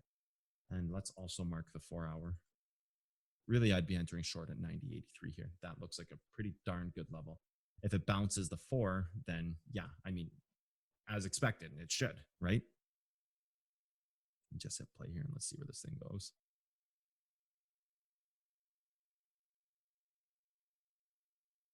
Actually hits this level here, which is fine. Kind of breaking its piece of move. And there's the trade right there, right? So the short executed perfectly. The greediest part of the untested level, likely to go after its lower range here at 8,400 or to get released off this trade. And there's that polarity. Same piece of that move, right? Like there's that point of polarity in the trade where you see exactly why this trade doesn't pan out. So polarity is something we've been talking about lately. And that's that polarity moment. So when this trade hits, you'd expect it to go to here. It doesn't, you exit the trade, right? But it gives you the acceptable range of what is inside of that trade. Okay, let's take a 5-minute break. I'm going to check on the kids. Everybody in the house is sick, so we take a 5-minute break and manually going in and healing it all. Normalize the audio, heal it all. I don't work with compressors or anything like that. I like my audio organic sounding. No, okay, we're just going to go like this. It hits that level. So let's go forward on candle here. Hits that level. So that's the level you're expecting to hit. And then you have the range it can exist in, which would have been here in that moment. So you have kind of, this is your total cap on the move, right? This is the expected, this is your cap of the move, right? Like you're in a 4-hour trade. Just like when you're in the daily trade, you have a 20% cap. Just like when you're in the 12-hour trade, you have like a 10 to 6% cap. And now this always changes based on the move. It's not always going to be 20%. Sometimes it could be 40, sometimes it could be 10, right? It's going to change based on where the cap is. So this is almost like a dynamic scale that affects everything below and under it. As you squeeze the profits down, think of it like an accordion. The bigger the two ends are, the wider spread the accordion is out, the more room it has to breathe in the inner fins. Like the those will fins be coming back to all the more room it has to breathe in they had those to be fins. temporarily so removed. Everything in Once between it again. has more space to move left and right or up and down. It's the same kind of concept, right? Like an accordion. As it spreads out, everything inside of it gets larger or smaller, compresses or decompresses or expands and compresses, right? Or contracts. So you have a 4-hour cap here when you're inside of this move. I'm sure you have other factors that will tell you, hey, this trade is not working out. You should probably get out, right? Like this. For example, an interior trend. You hit this level here, and that's why it hits actually. So you'd have your next interior trend. From here to here. If this breaks, pretty good trigger point to get out of this trade, right? And as this breaks, pretty good trigger point to get out of this trade. Now, simply hit backside right here, and that's fair. It's still part of a move where it can hit a backside and it can bounce up, but your cap of the move didn't change. You see, that's what's great about this, is because your cap of the move still existed from this point to this point. So your maximum profits here should simply be 4.5%. You have other information on your chart, such as trends, such as backsides, other exit points, other targets. If you have a cap of a move, it doesn't mean it's always going to hit the cap, right? Equally, you just have the trend break, which I'm sure just creates a new trend right here, right? Interior piece of the move, right? Which gives you your polarization because it is that untested level. And I'm sure there's a smaller level in here that once this breaks, polarization is done and the move actually goes up through this, right? So I'm sure once this happens, the move is gone, right? Because again, then that's your capped range, right? Like this is kind of the same thing as an untested level to a capped range, which would live inside of here, which again is your Pandora's box, but it gives you a direct response to what your profits should be total in this trade. And as you get more polarized in a move, the more they dwindle because the deeper in a Pandora's box you're going from one side to the other. You can just kind of delete all of this, go to a different point on the chart. Let's just fast forward it a bit here. Do something like this. Yeah, sure. That looks good. Now, if you were to not start from the highest time frame down, let's ignore the daily, let's ignore the 12, let's ignore the 4. Let's justifiably say we're on a 1-hour time frame. We're going to stay on the same time frame we are. Justifiably on a 1-hour time frame. Where's the cap? Okay, you've got this to this. So if you entered short here, your cap of the move is here. Simple as that. Justifiably on the 1 hour, yeah, you have 1.7% you can make here. Now, this doesn't mean you didn't miss something much larger, right? This doesn't mean you didn't miss something much bigger, like a range from the past, right? This doesn't mean that you didn't miss this, as to where 1% is justifiable here on this time frame. 6% to 7% is justifiable here, which it does a lot more than 7%. But then you just get back into that same regimen that, hey, is this actually that level, or are we in a daily range, or are we in a weekly range, right? It's why we work from the top time frames down. And this is exactly what we were talking about earlier, right? Sure. Just like this was. So if you were to say, here's the Pandora's box from here, the level here, you would have had a relatively justifiable 1 hour trade decision, right? So you would have had short here, right? Go to this point here, make 3%. But again, it's why we work from exterior to interior, because then you miss these larger pieces, right? Then you miss these larger events that are occurring. If you go to the 4 hour,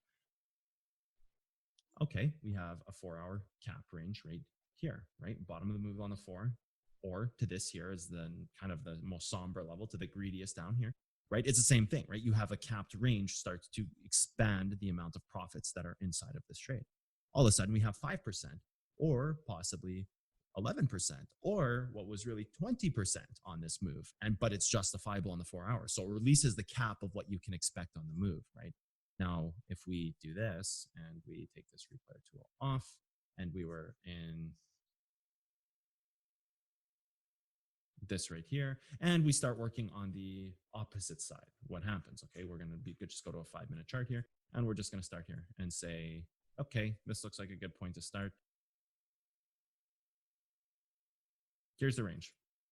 Was the trade justifiable? Yep. What's the profits?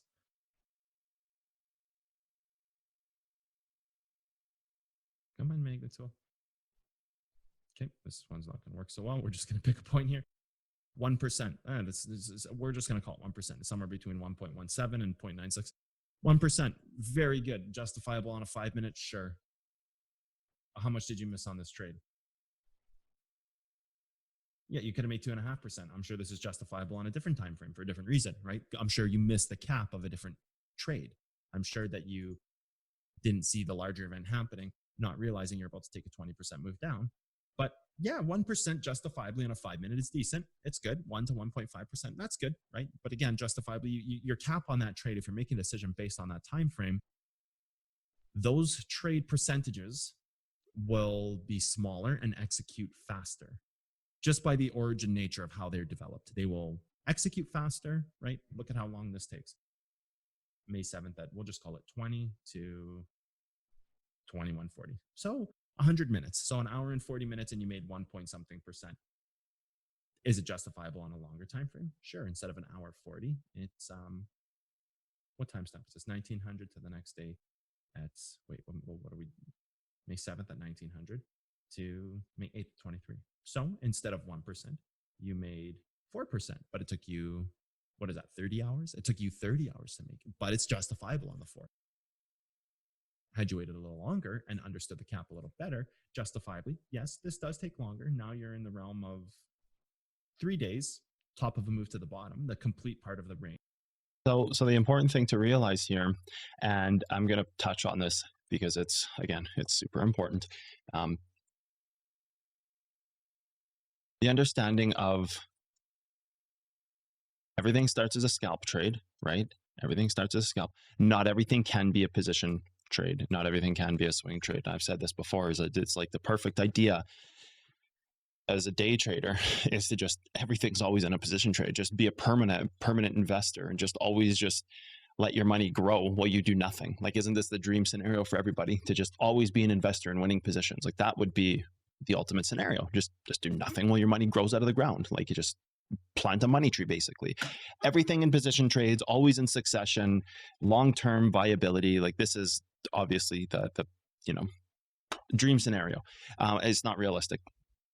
A good way I like to put this into perspective is that 1 in every 10 trades that are a scalp trade can turn into a swing trade, and 1 in every 10 swing trades that you're in can turn into a position trade. And a position trade could be like a long-term position or an investment. So roughly 1 in every 100 scalps has the criteria that it could turn into a position trade. If everything was beautiful in the world and it was a perfect trading world, everything would always have the potential to be a position trade, because then again, we would just be doing nothing but drinking pina coladas all day while our money just always goes in the same direction, up, up, up, up, up. But the realization that mastering scalping is the number one thing we must do. And it is our groundwork zero. Every 10 scalps you get into, as one of them has a criteria to be a swing trade, and then the same thing forward. So when you're talking about profit caps, when you're looking at moves, understanding a point like this really can't turn into a position trade. It can turn into a swing trade at best. And when you're at the very top of the range, understanding that the profit cap allows it to be a swing trade means that you can start to develop criteria around this trade that says, hey, okay, I'm in a scalp right now. This does have the potential to be a position trade. Well, if you were right here in the move and you were trying to profit cap this, right, and you were going to go like this and go to a 15-minute and say, hey, this is developing a ladder right here. Let's go to the 1 hour. Maybe there's a 1 hour ladder. Yep. Look at this bad boy. Look at this great trend. Can this be a position trade? No, because the profit cap is up here. This can't be a position trade. Could this even be a swing trade? It could barely be a swing trade. Like maybe if time frames are, your definition of a scalp trade is 15 minutes, hour tops, then after 1 hour, technically it can be a swing trade. But a swing trade can be anything up to like a day. And then a position trade can be anything from a day or 2 days and on, or it could be as low as 8 hours of position trade. So like the definition of a position and what it makes no difference. But the idea that you have some kind of understanding of the capitulation of time, where there's only so much that can happen before that they kind of compress against each other, right? So like if you're looking at this, I hate that word capitulation. It used to be used in crypto so much. Oh, is there capitulation? I hate that word. I don't even know why I say it. So if you're looking at this and you said, okay, here's a 15-minute level. If this back test and holds, we can move up. Just going to use a very simple thing from here. Back test and holds. Hey, we can move up. We're in a perfect spot. Our profit cap is here. It can never turn into a position trade. There's a range that it's attacking, and that's it. That range is going to reject it. Whether it's here, we had a couple levels marked back from the session. This was the first one. And this is understanding profit capping can also give you clarity on how long you're supposed to be in a trade, right? Look at that. Holds a level. Perfect. Boom. Still holding the level. Great. Oh, this is the same thing. Like you still have development on the bottom side of your chart here. So like until you're actually in this, until you've tested this level, this should be the entirety of your swing trade, right? Like your swing trade. You could justify this as there's two ways to handle this trade when you're talking about profit caps. Like you could say like, okay, here's the first profit cap in the trade, the local profit cap. Due to exterior factors, this level out here being the range, creating the ladder point, we could go and treat this like a position trade as a profit cap to the ulterior ladder point. Or you could do this and you could say, okay, to take profits here. So your first trade exists like this, right? Your first trade exists like this. This was the hourly, by the way. So that's why I'm using that one and not the higher one above. Come on. Okay, measurement tool sucks. Hitting shift on trading view is not always perfect. You take in your first 1.x%, and then you have your cap of the move here. And if this can't regain and fail, then you're in your next trade, right? And I believe this just goes like this. And so you get greedy in the trade, and you go here, and if this holds, you know that you can turn a scalp into a swing trade. I don't even know if it goes up to this and holds. No, it doesn't. It hits some other, I think it was a 5-minute level. When we were going through this, I believe it was the 5-minute level that was protected by this. So I think this backside on the hourly, or this was the hourly level, if memory serves me. This was the hourly level.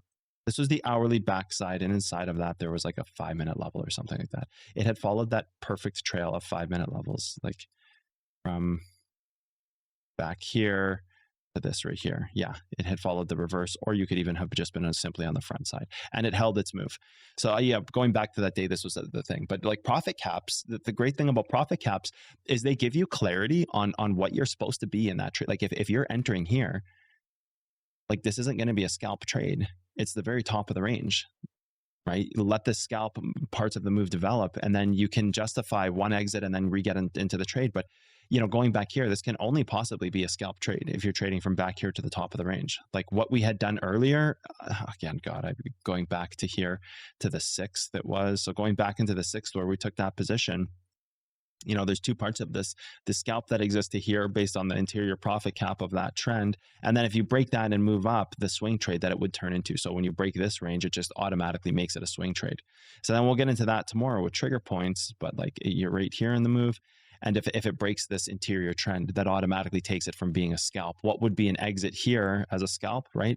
And exit here at the break level. So you'd have something like this.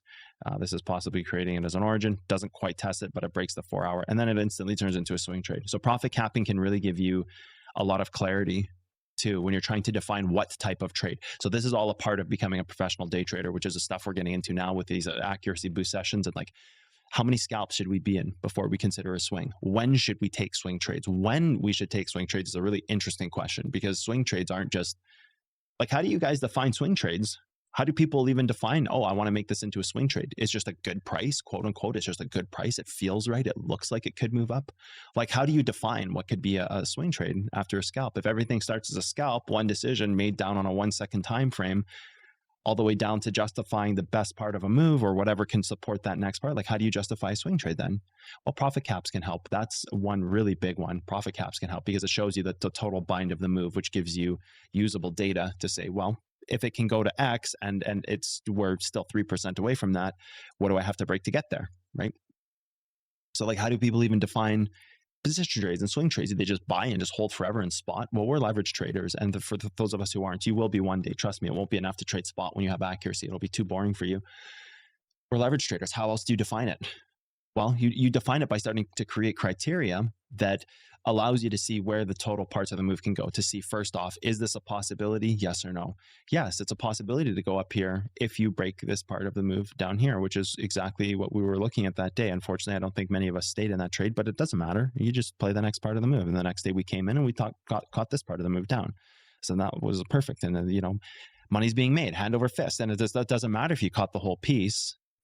What matters is that, you know, you just walk into these markets. But then you have to start thinking about profit caps as a time dictator. Like, if there's a profit cap in a move, it will show you, can this be a scalp? Sorry, can this be a swing, or is it only a scalp? And then if this is a swing, could this possibly turn into a position trade, right? So that's one of the cool things about profit caps, is although they're not really this point we mark on our charts, rather the understanding of where something can go. And you can mark that out, that's fine, but the understanding is based on a level. So you're not marking a profit cap, you're marking a level with the understanding that that's the profit cap. So it's not technically a profit cap that you're marking. Although you could mark it on your screen, you still need to mark the level, right? So again, the great thing about profit caps is that it gives us a lot of clarity when we enter trades about, should this be a scalp or should this be a swing trade? And then further on, like, how many, again, 1 in 10 rule, right? If 1 in 10 scalps are, you could probably walk through the move, and it's a lot. I'm going to tell you this, it's a lot. There's a lot more than 10 trades happen, scalps, before you can find one swing trade. So we're using 10 to 1 is just a general kind of easy numbers game here, ones and zeros. If it's 10 to 1 scalp to swing, then it's 100 to 1 scalp to position trade. And just as justifiable on a larger time frame, so are the profits, right? So if you get into something where you are like this and saying, okay, every single time you enter trade, you should look at it and say, what's the profit cap? What does it allow me? Where does this thing allow me to go? That's justifiable. And then you obviously tomorrow, when we're done the trigger points, we're going to work it all together, which is going to be awesome. I think 1.5% on a 1 minute candles, pretty darn good. So actually, if that's the case, then we should just target the greediest point of this range, and nothing else can exist outside of this. This is the trade. It's a one, you know, we're going to turn this mega tool off because it sucks today. We enter here. This is the short. That's the piece of the range. Wow. Ideally, and the way I like to do it sometimes, is you create your 100x on scalping, and then you use lower leverage with larger amounts for swing trades where you think scalps are in succession. You use margin on swing trades, futures on scalps, just because it's so much money so fast. Scalp trading with accuracy could lead to like $10,000 days. But then you can swing trade larger amounts with lower leverage that are extremely safe, that allow you to also take that part of it too, where you can have multiple positions open. You're not just the derivatives trader, or same vice versa with margin traders. You know, your margin trading and spot trading is more like swing in position. 2.5%, 1, 2, 3, 4, 5, 6 minutes. This is incredible. This is a picture perfect trade because you have the range identified. You understand the cap is 2.5. So then maybe you would even just say, okay, my cap is 2.5, but I want to target this, and I want to front run it a little bit. I want to target this because I understand that, okay, 2.5 is my cap, so I want to make around 2. Maybe I want to, yeah, 2% sounds good, like 2.05%. So I can target this, and how much is that? Oh, it's actually perfect, 2.05. Yeah, okay, that's like the perfect trade, right? But it's justifiable on that time frame given the cap of the trade. So that should just be the entire trade because it's not justifiable on any other time frame. If it was, then we would see it by working exterior to interior, just like the next trade that exists from this greediest point here, right? This, come on, this greediest point here that gets it. You could say the same thing relative to this piece of the range, which is actually already tested first. So it comes up, test that. Yeah, fine. Here's the cap of the range. You could reasonably say this is the cap of the range because you know what, the time frames are pretty quick. So I don't think you need to be this greedy when you're saying here's the cap, or sorry, this safe, I should say. Here's the cap. It's 0.9%. I think you can relatively go to right here 0.1128, but if you could take 0.9. That's fine. Either one executes perfectly fine. But it's the cap. It's just where your trade should exist because it's only justifiable in that time frame. It's not justifiable on any other time frame. So whether it's this level here, this level here, they both execute. Hugo says, how do you manage a large profit cap? Because there are hours to reach a target. Sometimes you have to go to sleep. So you always have a trigger point stop, and then you use margin. Like it's so rare that I leave 100x trade open. I do. Like there's times where I leave 100x's open overnights for multiple days on end, but it's very rare. In that scenario, you're using a trigger point with margin and not futures leverage. So you just scale down your leverage and use a trigger point. So like getting the best way to do it is like you find your position where the trade makes sense. You enter it, and then you just set your stop. And ideally, you're walking away in profits. If you're in losses, you're never walking away, right? You're just getting out of the trade and reassessing. So there's not really a scenario where, you know, if you're using 5 or 10x leverage, there's not really a scenario where you're entering a trade, walking away, and there's risk. You're always setting a trigger point or some type of exit criteria, and you'll know if it's going to be a swing trade quick. Like you'll see the 1 minute develop, you'll see the 3 minute develop. You like half an hour should be enough time in a trade once you've entered. Like if you've entered this level here, you've entered this level here, half an hour should be enough time. Sometimes maybe an hour, but half an hour should be enough time to see like, hey, levels are developing, we're still moving down. I'm just going to trigger out around X to protect my account, and you just walk away.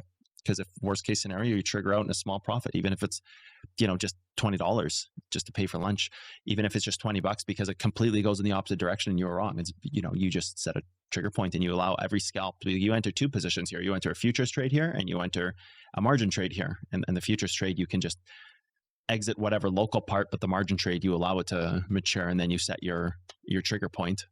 You just set something that can protect the position. That's all. Execute. They're both profits. One is 9%, 0.9, which is 90%. One is 1.28, which is. You can't enter a margin and walk away. You have to allow the move to establish and create some kind of shield on the move. Time frame for that reason. If you move forward into this and just pick another randomized spot, like let's just say right here, right? So if that is the case, let's delete these ones. We don't need that. We don't need this one. If you were to take this trade as a short right here, you could back target this part of the range, right? You could back target this because that's where it can exist, right? That's kind of the start of the range, the greediest level, range to range, right? So you can justifiably say, yeah, the cap on this range is 0.5. Is it even worth taking? Yeah, I suppose that's worth taking. It's profits. You're grinding at that point. 0.66. Yeah, it's 50%. But that's the range. That's where the trade should exist. It shouldn't exist beyond this because that's the range unless it can be justified on a bigger time frame. Can this? No. This one can't because the short is here. Your range exists down here. Can this be justified here? Well, this one can. That's invalidated. So not really. Just like this here, before we move forward in the chart, this here would be justifiable to something like this to here. And I would actually like to see a bigger time frame. So this is the problem I'm running into right now by doing this the wrong way, is I'm working from the wrong side of the chart. So I'm already in a guessing game. I'm already looking at this and saying, well, here's the range. And I can already see the right side of my screen saying, oh, that's broken. But I guess theoretically, this should be my trade. So I can measure the cap and I can say, is this 2%? If so, this is a good trade. Yeah, 1%. Like that's the cap of this trade. Yikes. That's kind of okay. So not really good information. If I take my replayer tool and and I actually do this the right way. So this is the problem we run into doing it, interior to exterior, right? And then I go like this and I say, shoot, what's justifiable here? I don't really know, right? Maybe this is justifiable from there to here, question mark. Okay, fine, that's justifiable. What's this? 2.4. That's a little better. What happens if I go up even more? I've got actually this is the range right here, so it's actually less on a higher time frame and even higher. I'm in no man's land, right? So that's why we don't work that way. And if we were actually to just speed this thing up, yeah, okay, fine, it hits target, but we worked the wrong way, so we couldn't see that. When we were on this 5-minute chart, all we could see was this piece of the cap. So all we could see is this, right? This is all we could see. All we could see is a measurement of profits from here to here, that 1% or whatever, 0.8 or whatever it was. We can call, I think it was 1%. I think we had a different point. We measured it as 1%. In reality, it actually hit our target of 3.5%, but we can't create that cap on that 5-minute time frame. So we would have missed the trade completely just because we don't understand how range capping works, or range capping is what you can call it. And then even there, there's levels inside of here. So I'm even starting to wonder, did we miss a bigger piece of this range, right? So I'm even starting to wonder, where does the bigger piece of this range exist? So range capping would just be understanding where your cap can exist interior, right? You have multiple caps in a trade. You would have the larger cap in the trade that encompasses, you know what I'm going to do? I'm going to refresh my trading view. This thing is just so slow. It's beyond usable. Okay. There we go. Nice and snappy again. Jesus, the memory leaks in this thing are crazy. So you have the larger cap that represents the bigger piece. Inside that, you have a more interior cap. Inside that, think of Pandora's box, like a range cap. You're going to have parts of the move that cap against each other. If we were to go here and hide like all of this stuff, maybe. You have one range cap that exists like this, right? So trend is attacking trend. If this trend doesn't break, you know that this ladder is in succession, right? So that's bad news for Bitcoin if this trend doesn't break. You've got your 4-hour to 4-hour, which was originally here, your first 4-hour to 4-hour, which broke right there. You then cycle to here. Like you can just continuously cycle this down, and that's fine. You can just continuously go until you get to this point here. And like you notice how this is never broken. So this hasn't found anything yet in terms of accumulation. And this is one range cap. Another would be the larger component, like we had marked this here as an origin in the very past. We're not going to worry about going back in the charts and market. We'll just mark this one. It was a daily back over here. And you have this on the bottom side. That's another range cap. Inside of those, you have this, right? You have this range cap now, which is going to be obviously your hold level here to whatever ladder point or whatever this ends up being. Start here, down, goes to here, right? Then you have a part of the move inside of here. So then you can move down and find that piece. You've got the 5-minute here, which obviously it's not the 5-minute. It's originally boils back to the 4-hour, sorry, the 15. Got the 5 right here. Come on. The 5 backside right here, and this move might not even be done. So it's a little premature to start trying to mark things out. Rather, what I would like to do is see what can break the move. And you've got this. I would say this right here could ladder the move. So I would be looking at this 4-hour as the ladder point. So that this would be equal here. This 4-hour reverse would be equal to start here. This is tested. Move forward in the move. Possibly right here. I would actually like to see what's more interior to the range. That's tested. That's tested. So if this holds, like it's obvious, right? But then you can go down here and find the 15 here. Yep, so that's where you would be. You'd be backside's tested already. This one here. That's tested there. Got this here, so that's the next piece, but you would be down here. So these are kind of like profit cap equal to each other, right? And if this holds, you're going to see the attempt of this. So just to realize there's multiple profit caps in a move. And, it's like the evolving box. This is one. The next one exists from here to trend to trend, right? Trend to trend, level to level, trend to trend, level to level, trend to trend, and then larger moment to larger moment. So just to realize there's multiple profit caps and they're each range dependent or efficient, right? They're range efficient. Right? Where is it? Well, it's not developed yet, right? So there's some type of level in here, right? The range would have been now from back here, right? So your range would have been like, I'm not sure where the level is. Maybe we'll just call this the hourly. Oh no, it's right here. Never mind, it's on my screen. Oh, okay, this is the hourly. Let's go back into this trade and we can say, okay, where's the levels in here? Yeah, okay, obviously something was tested inside of here, so we can even go further into this thing. Is this tested? No. Is there anything else that we missed? That kind of is tested. So this is the level which is tested, which is right here, which is tested. So that means you're breaking down back to this hold level, right? So you're kind of at this hold level here. This is tested, which steps you to here.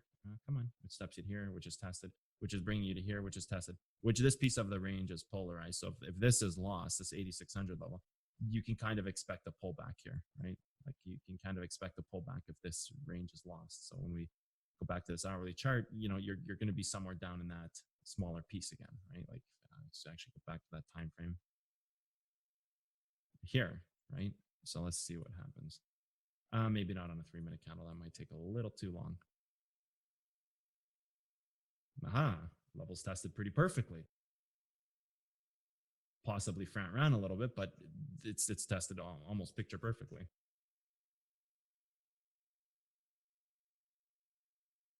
Get this thing right here. So there's a kind of, I think this is a 3-minute right here. Let's take the replayer tool back. Was this a 3-minute? There's a 3-minute. And this I wouldn't use because it's tested, but it looks like that's the level it hit. But that's fine. I mean, it's one of the two levels is going to be tested. That's not what's in question here. What's in question is the range actually. Yeah, so it does. It goes after that 1 hour. But again, this is justifiable from the larger time frame as the cap from, go back to this piece of the move. Where does the cap exist, right? Now, there's not really a 4-hour cap. If there was, it would be right here. So we can delete all these other levels. So once this level is hit, where does the cap exist? Where can you dictate profits? Yeah, there's not really, like, this is polarization right here. There's not really any levels here that aren't tested. So this to this to this. So this is justifiable in the range, right? So this is the trade that should exist. Like this to me, this is the cap of the trade, 6%. So now your levels exist below this. So now your levels exist. Okay, you know, this is the backside tested there. You have this. You could relatively take a safe exit here, and now you have two caps on your trade. So you can say, okay, which also kind of goes into backside front side range testing twice, blah blah blah. So now you can say, okay, 4.5 as kind of a somber trade, and I could actually try to hold out for close to 6% here. It just hits its target rate to the T, 6%. Now again, what piece of this you take, up to you, right? Because it's the same thing. You have a range test and you have what's inside of the cap, right? The cap is the maximum amount. So that's what you have to understand, is that when you can justify the cap, you justify where it can exist. So the top of it and the bottom of it, which shows you I can make percentage X, which means that if I've made percentage X, my trade must be complete.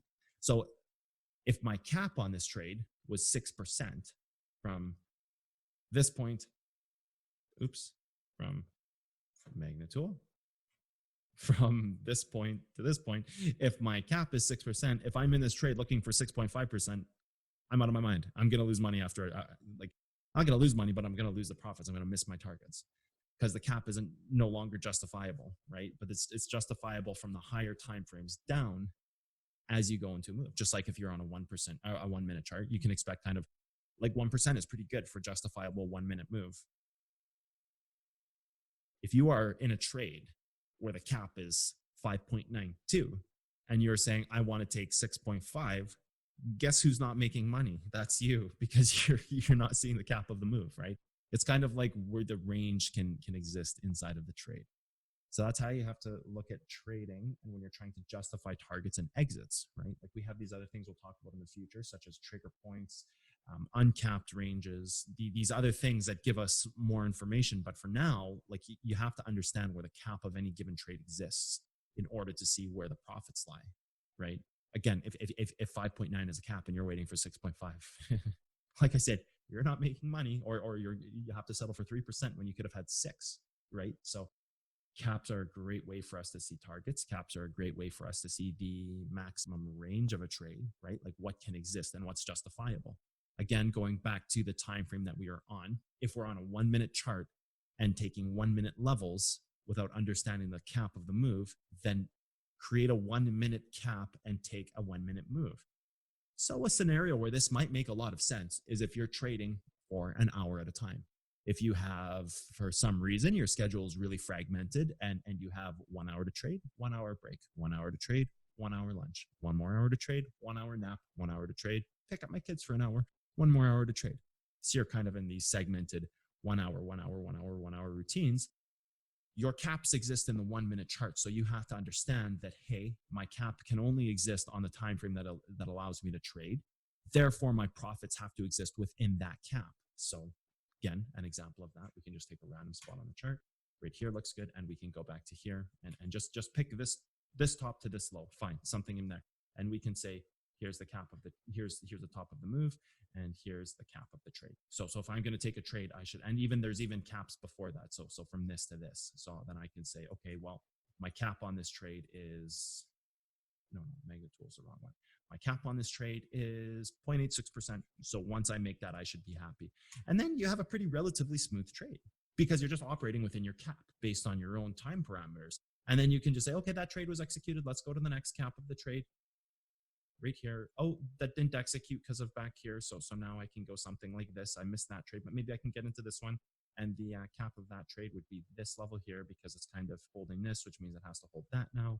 So then I'm getting into a Pandora's box, or it was 0.86. I'm sure it's even going to be less. So that's telling me that it's getting more polarized against trends. So now you're at 0.5, and then you can relatively go to the next one. So if you make 0.5 there, you hit the top and the bottom. So then you can go to this one here, that moment. Let's hit here, and whatever part of these trades, and eventually you'd be here taking this trade against this level, but that already broke and it touches here. So if that's true, then here's the top cap. The bottom cap already, what did it test? It back tested this, which means it's here, tested. And we're on 1 minute charts. Keep that in mind. We're probably going to miss some of the larger information and miss the move, but my trade relatively exists right here, right? So let's just hit play. Perfect, trade's done. 1 minute cap, 1 minute results, easy trade. That's it. We don't need to be doing anything else. Whether it goes up or down, we can't justify it. We can't sit here and say, where's the 15-minute level? I think it's a really healthy mindset to have when you're looking at trades and you just say, like, yeah, this is all it is. Stick to a plan, right? I mean, it's kind of common sense, but yeah, everybody says that. It's always, oh, stick to a plan. And, but it's true, right? Like you could find these moves all over the place. I don't know. Just mark out a 5 minute level. We're on the 5 minute charts. Mark out the 5 minute level. Backside here. Right to here. Backside there. Right. Here. Go there. Right. And if you wanted to do it on a higher time frame, 15, could you find something? And this is the way people should really look at scalping. You just go back a little further in the move. 15-minute level here. It confirms, so just buy the next 15-minute level, right? You buy the whole level, you buy the top of it if you want, the bottom. You would have been in right here. Like this is where the trade is. And then you would have just been going to the ladder point. So even from here to here, ladder point to ladder point. Come on. And this is like a nice little profit for a futures trader. So I just really think it's important to just have that mindset and that mentality and that understanding. Like you don't have to see where all your trades go. You can just take simple, easy stuff. And once that one executes, follow the trail, take the next one here, take the body of the candle. Never got hit, so it hits this. You can ladder off that in the future. So go ladder off that in the future and just go to this right here, this little inverse level. And it's doesn't always have to be crazy trades. Sometimes it's as simple as just letting your trade 50%. That's a lot for, again, a futures trader. That's $1,000 or $1,250 in some cases. that's really good money for just taking a little small trade if there's nothing else going on in the day. I think this is just really good mindset to have when you're talking about trading, and it's just like, just define a profit cap, even if it's small. There's, after you've taken 10 small trades that are all 50% each, maybe you should just go look back at them and say, was there really a scalp here? Because if there was, there would have been one scalp out of all these 10 trades. Which one was it, and why did I miss it? Like, it can just be such a simple, beautiful, organic thing where you just like a 15-minute level gets hit here, it's confirming the move. This holds it up, it's going to the next 15 minutes. So then it's like right here. So take that trade on either one. And if it's okay to take it on the wick instead of the body, then use that. In this case, it looks like it was the origin level instead of the body. So that's pretty easy to see. Take it here. And even if you were to just, just small trades, like they don't all have to be huge winners. Okay. You took 10, 50% trades and you were right on 8 of them and wrong on 2. What would that mean? That would mean you're minus 1 full position, and plus 3, 4, you'd be plus 4 minus 1. So yeah, after fees, you'd be like plus 2.5. So you'd be 2.5% or 2.5 position sizes, even if they're on 50%. So that means you made 1.5 full percent. So 150%, right? Like that's pretty good. And that's like a really skewed perspective too. Or you could have used this as a target. Actually, that's hit. That actually goes to that perfectly. So you could just justifiably use this next. Even if they're only 50% each, it means you'd make like 150% pretty easily. This, right? Against this, if you had the time frame, but it would actually be 225, but that's fine. 15-minute chart, right? Like your tested levels are already all there. So this is the cap that it can exist on. Okay, there's the first piece of the trade. There's a second piece. Look at that. Boom, boom, perfect, perfect. Bang, bang. The cap tells you where the targets are. So now you have justifiably, it should be more than, you would expect like maybe 2.53% out of something like this. Oh, perfect, bang on, exactly what I would expect, 2.4%. And I make 2.4% justifiably on a 2.4% chart, right? On that time frame, the cap of the time frame here on the hourly, you'd say, okay, well, here's the hourly move, right? So if you were to actually say, here's the hourly justification, if you were to go to here, you could short that, and it goes right to your target. Perfect. Like it's like the justification of the chart will show you the cap, right? So your cap shows you your range and vice versa. So when you have a small time frame, if you're working interior in charts, create an interior cap. If you're working exterior on charts, create an exterior cap with moves inside of that, right? So you're, again, just to finalize the driving point here is that the cap is the total percentage you can make in a trade based on any given time frame. So the cap gives you your range. Well, it doesn't give you your level range, it gives you your profit range. Let's be very clear on that. It's not a level range. We talked about ranges. That's not what I mean when I say it gives you your range. It gives you your range of total profits that could be made on the chart.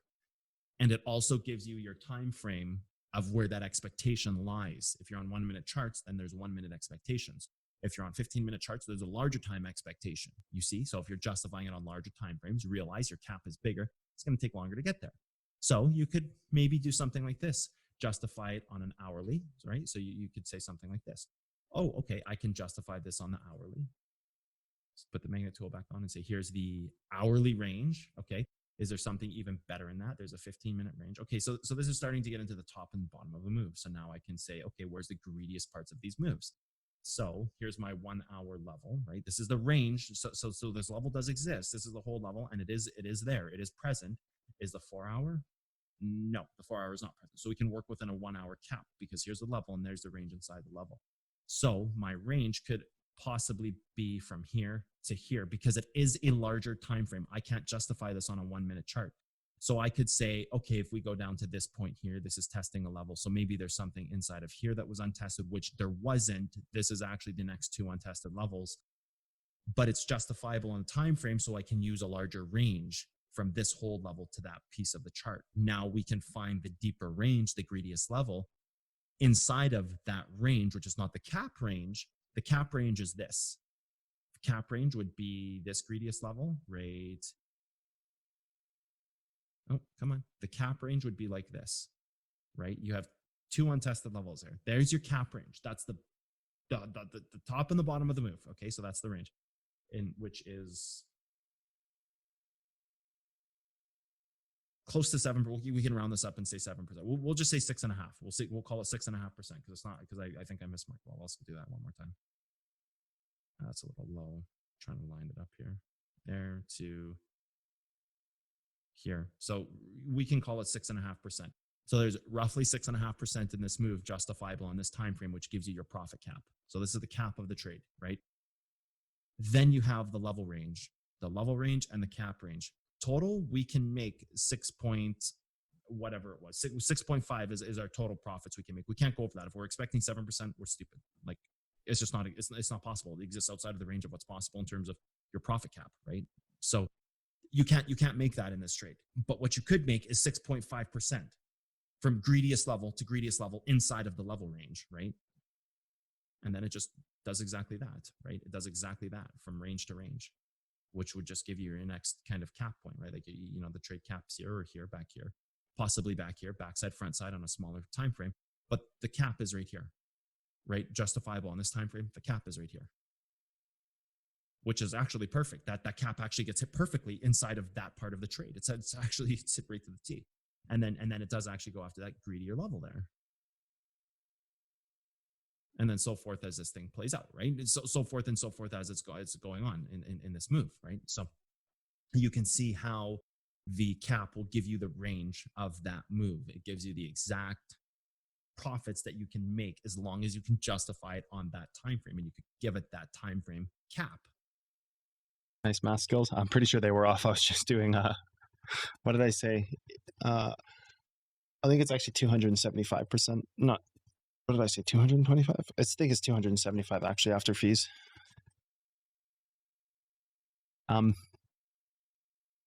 Yeah, profit caps. I think the most important takeaway about profit caps is to just realize that they dictate what you should do with your trade. Like that is the number one thing you need to do with profit caps, is they dictate what you need to do with your trade. You can work it back to any moment in time where it's tops of the move, bottoms of the move, to really say, even just as a blanket statement, where can this thing go, to understand. Like if I know this is the ladder point, then where it can go is like this. So even if you were to draw one box to make this real simple, you've marked out the top of where you think it can go and the bottom. It really gives you a clear understanding of what this trade should be. Like at best, this is a scalp trade to this level, in my opinion, because if this level holds the move, it could ladder it. And then you can work down from that, because I'm saying like this can hold the move. So, okay, fine. Let's just pretend we were to long right now. That's it. That's your move. Actually, that's a really good move. And too many times I see people getting in like really decent trades and they leave profits out. And then this becomes a difference between, should I use a trigger point to exit or should I use a target to exit? If you're in a scalp, a target should be exit. If you're in a swing trade, then you should trigger out. If you're not sure and you want to try to turn it into something, then you should also trigger out, right? Like a trigger out would be like this. It would be, go to the hourly, look for the interior trend, which would be right here. Work it down on the 15. You've got that right there. Hard closes to here. Work it down on the 15. Let's do that properly. Here on your 15, and that's it, right? So like if you were in a trade from back here, then that's it. Like that's your range. That's your profit cap of the move. This can't be more than a scalp. This is a really, this is a swing trade, by the way. It's not a scalp. If this thing were to shoot right up, this is a scalp. So like, I think it's just really smart to even just to draw where something can go between ladder points and then start profit capping between. So like, I think profit capping is one of those things that's really not that complex, but at the same time has a ton of different dynamic implications. It's one of those, like, we don't really mark any levels on our charts. Like I said earlier, we're not marking any specific moments. We're not putting any specific times. Rather, we have levels that can dictate the top and bottoms of ranges, which are profit caps, which diminish back to, should I be scalping this? Should I be position swing trading this? Oh, sorry, swing or position trading this? So like, yeah, I just think the key takeaway everybody can do is just every time you're in a trade, profit cap it. Simply just profit cap it. This is procedural analysis. It's in butterfly effect because it's important. But like, profit cap your trade. Say, where can it go? And if that's where it can go, and it's a scalp trade, just set your target. Don't trigger out. And If it can develop into something more, then use a trigger point.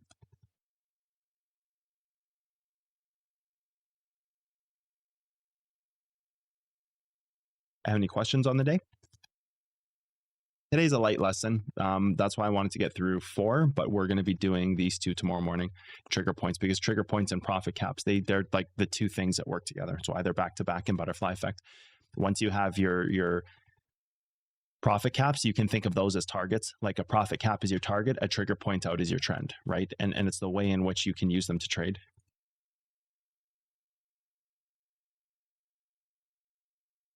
A good thing about profit caps is they're typically levels and not trends, but trends are profit caps too. It's just that you mix profit caps with trigger points to expand, which is what we're going to go onto tomorrow. Thanks, Scott. Much appreciated. No worries, WD. Margin and swing, leverage on scalp. That's the way I like to do it. Like it's very rare that I leave an open position on leverage. Although margin is leverage, it's just like derivatives leverage. It is tomorrow will be 6 a.m. coin gains. Whenever we do 2 lessons over a weekend like this, we do same time both days. So we do 6 a.m. So whenever I'm doing, like, it's very rare that I leave like a futures contract open in swing. Like, that's very rare. I am typically taking anywhere from 0.6 to 2%. And 2% is huge. That's like a really good swing trade. Because that's 200%, it's $5,000. So that's like a really good swing trade for me. I don't typically leave them in longer. There's the odd times I will leave a futures contract open for longer than a swing. Sometimes it's like a 2-digit percentage, but it's definitely rare. Bigger amounts on margin. Yep, I like bigger amounts on margin. That's all personal preference. I just really think a lot of people, and there's going to be some new members here who are still catching up to this point. I think this lesson is going to be really resonate with a lot of people and where they're at, just for the simple fact that we've done the accuracy boost session, and now people are like constantly marking the right levels, making good decisions. But now it's more about trade management, and that now we're in that part of the series where you're getting into profit caps, you're getting into trigger points.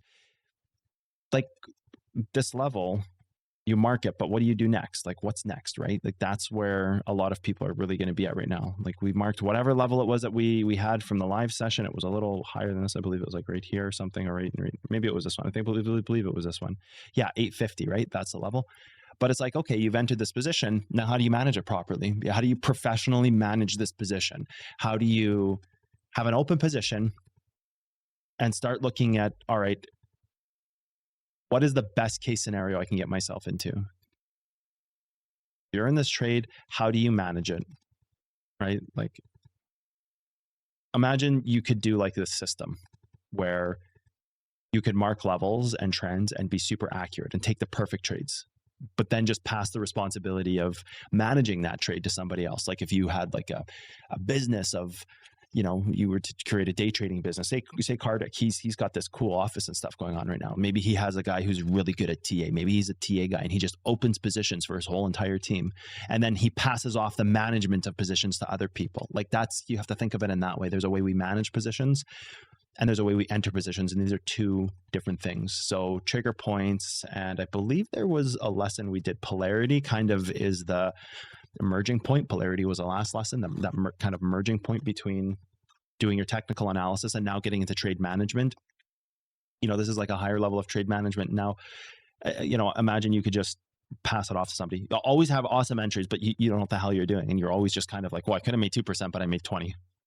So that's what we're getting into. And like defining trigger points is where you first have to put your mind to think there has to be a cap of a maximum spot this can go. And we can't just create caps that are like this. And we can't just say like, oh, the cap exists down here. It's like so far away. They have to be logical caps, because people have to realize 10 trades, 10 swing trades. You may have had one in there. Oh God, sorry, not swing, scalp. 10 scalp trades. You may have had one in there. I don't know why. Like the entire time I've been teaching, I always mix up scalp and swing term for some reason. I always say the wrong one, even though I know which one is right. 10 scalp trades. If you execute 10 scalp trades, one of them in there should have been a swing trade. So find which one. And that should really put into perspective how you should really be looking at your trades. You should be taking, like, if you only take one trade a day, then you should just be a scalper all week.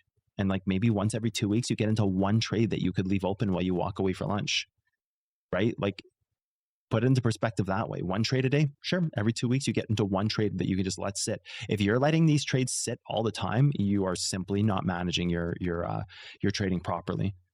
So that should also put into perspective of where people are at. If you take 2 trades a day, realize that only one trade in that week should have been something that you actually let ride. But which one was it? So then you would look at all 10 positions and you would say, well, which one was the most polarized, highest ladder point, greediest level, and inside of the biggest time frame? And then you would see that you've probably tried to turn a lot of trades that are swing trades. You've probably tried to manage to be in a lot of swing trades when you shouldn't have been. So if you take 2 trades a day, like 2 executed trades, that's where some people are at, and that's perfectly fine. Look back at all your trades on the week. Which ones did you stay in for more than like 15 or 30 minutes? Was it just one? Was it multiple? If it's multiple, well, you've already made a mistake. It should just be one. And then how often have you left something for over, say, 4 or 8 hours? How long have you left something for most parts of the day? So if you're taking 2 trades a day, 10 trades a week, that means you need 10 weeks. So that means over 2.5 months, there would have been one trade that you should have entered as a position trade. So go back and think about your last 2.5 months of trading. Was there more than one trade that you let sit there for more than half a day? If yes, you're completely screwed. Like I don't mean it like that. You're not screwed, but like your routine is completely screwed up. That's what I mean. So that should be like profit caps really start to put into perspective. That's why this was always going to be like an easier lesson, because it's more theory driven and an understanding of what a profit cap really means on our chart. It's always going to be kind of that point where you realize, have I been doing this correctly or incorrectly? Like, have I been making mistakes and I'm really not managing my positions properly? Because then you have to think about it. Like, you can make perfect entries, but that doesn't mean you're a good trader in terms of managing your positions, but you have to learn how to manage them properly, right? So that's what we go into, and that's where trigger points will be the nice cap off to this weekend tomorrow. Need a trading diary now? Yeah, I mean, it kind of just becomes like this thing you do. Like, I don't know if you really need a trading diary. Like, a lot of people say they need a trading diary. So I tried TradeWonk in the past, and it's just, you spend so much time analyzing the data and less time in front of the charts that, like with poker, it's super easy because you don't have to go into this deep theory mindset and analyze. Like, analyzing a trade takes a long time. Analyzing a poker hand where you would use like analytical software, analyzing a poker hand is very straightforward. There's only a handful of variables. There's you and one opponent, your hand versus theirs. So it's like very black and white. Here's the texture of the board. Here's my hand. Here's my percentages. Here's my outs. Here's what they had. Here's how they played pre-flop. Assumingly this was their range based on their actions. This was their post-flop range. This is, did they stab pot? Did they c-bet? Did they small ball re-raise? Did they out of position float? Like, what did they do? Like, it just very clean queue of information that's very diminished down. With a trade, you have to kind of go into this deeper digging process. So that's why I didn't really like doing too heavy of like constant trade analytics, because I know like poker players, and even when I was playing, it was like a weekly thing. It was like a normal routine. I do this like once a year now, where I look at my path, like look at the accuracy boost session we just did. I can't even analyze that because it was too many like just good trades. Rather, I just understand that how the volume of trading I'm doing should really dictate. And if I just want to be in more swing and position trades, I simply need to be taking more trades every day. And that's really the boiling point. You want to be in more position trades and longer term things, then you need to be more scalp trades every day. If you want to be in more swing trades, then you need to be more scalp trades. If you simply have a daily goal, then you can just be a scalp trader. If you want to have it as a side income, you could be a swing trader and do small like miniature trades or no trades, and just with the understanding that here's how I can get into swing trades. So today is very theory based and not a lot of technical based, but I think it's really a good starting point to break people into this next part of this thing. Trade management is critical. Entries are one thing, management is something completely different.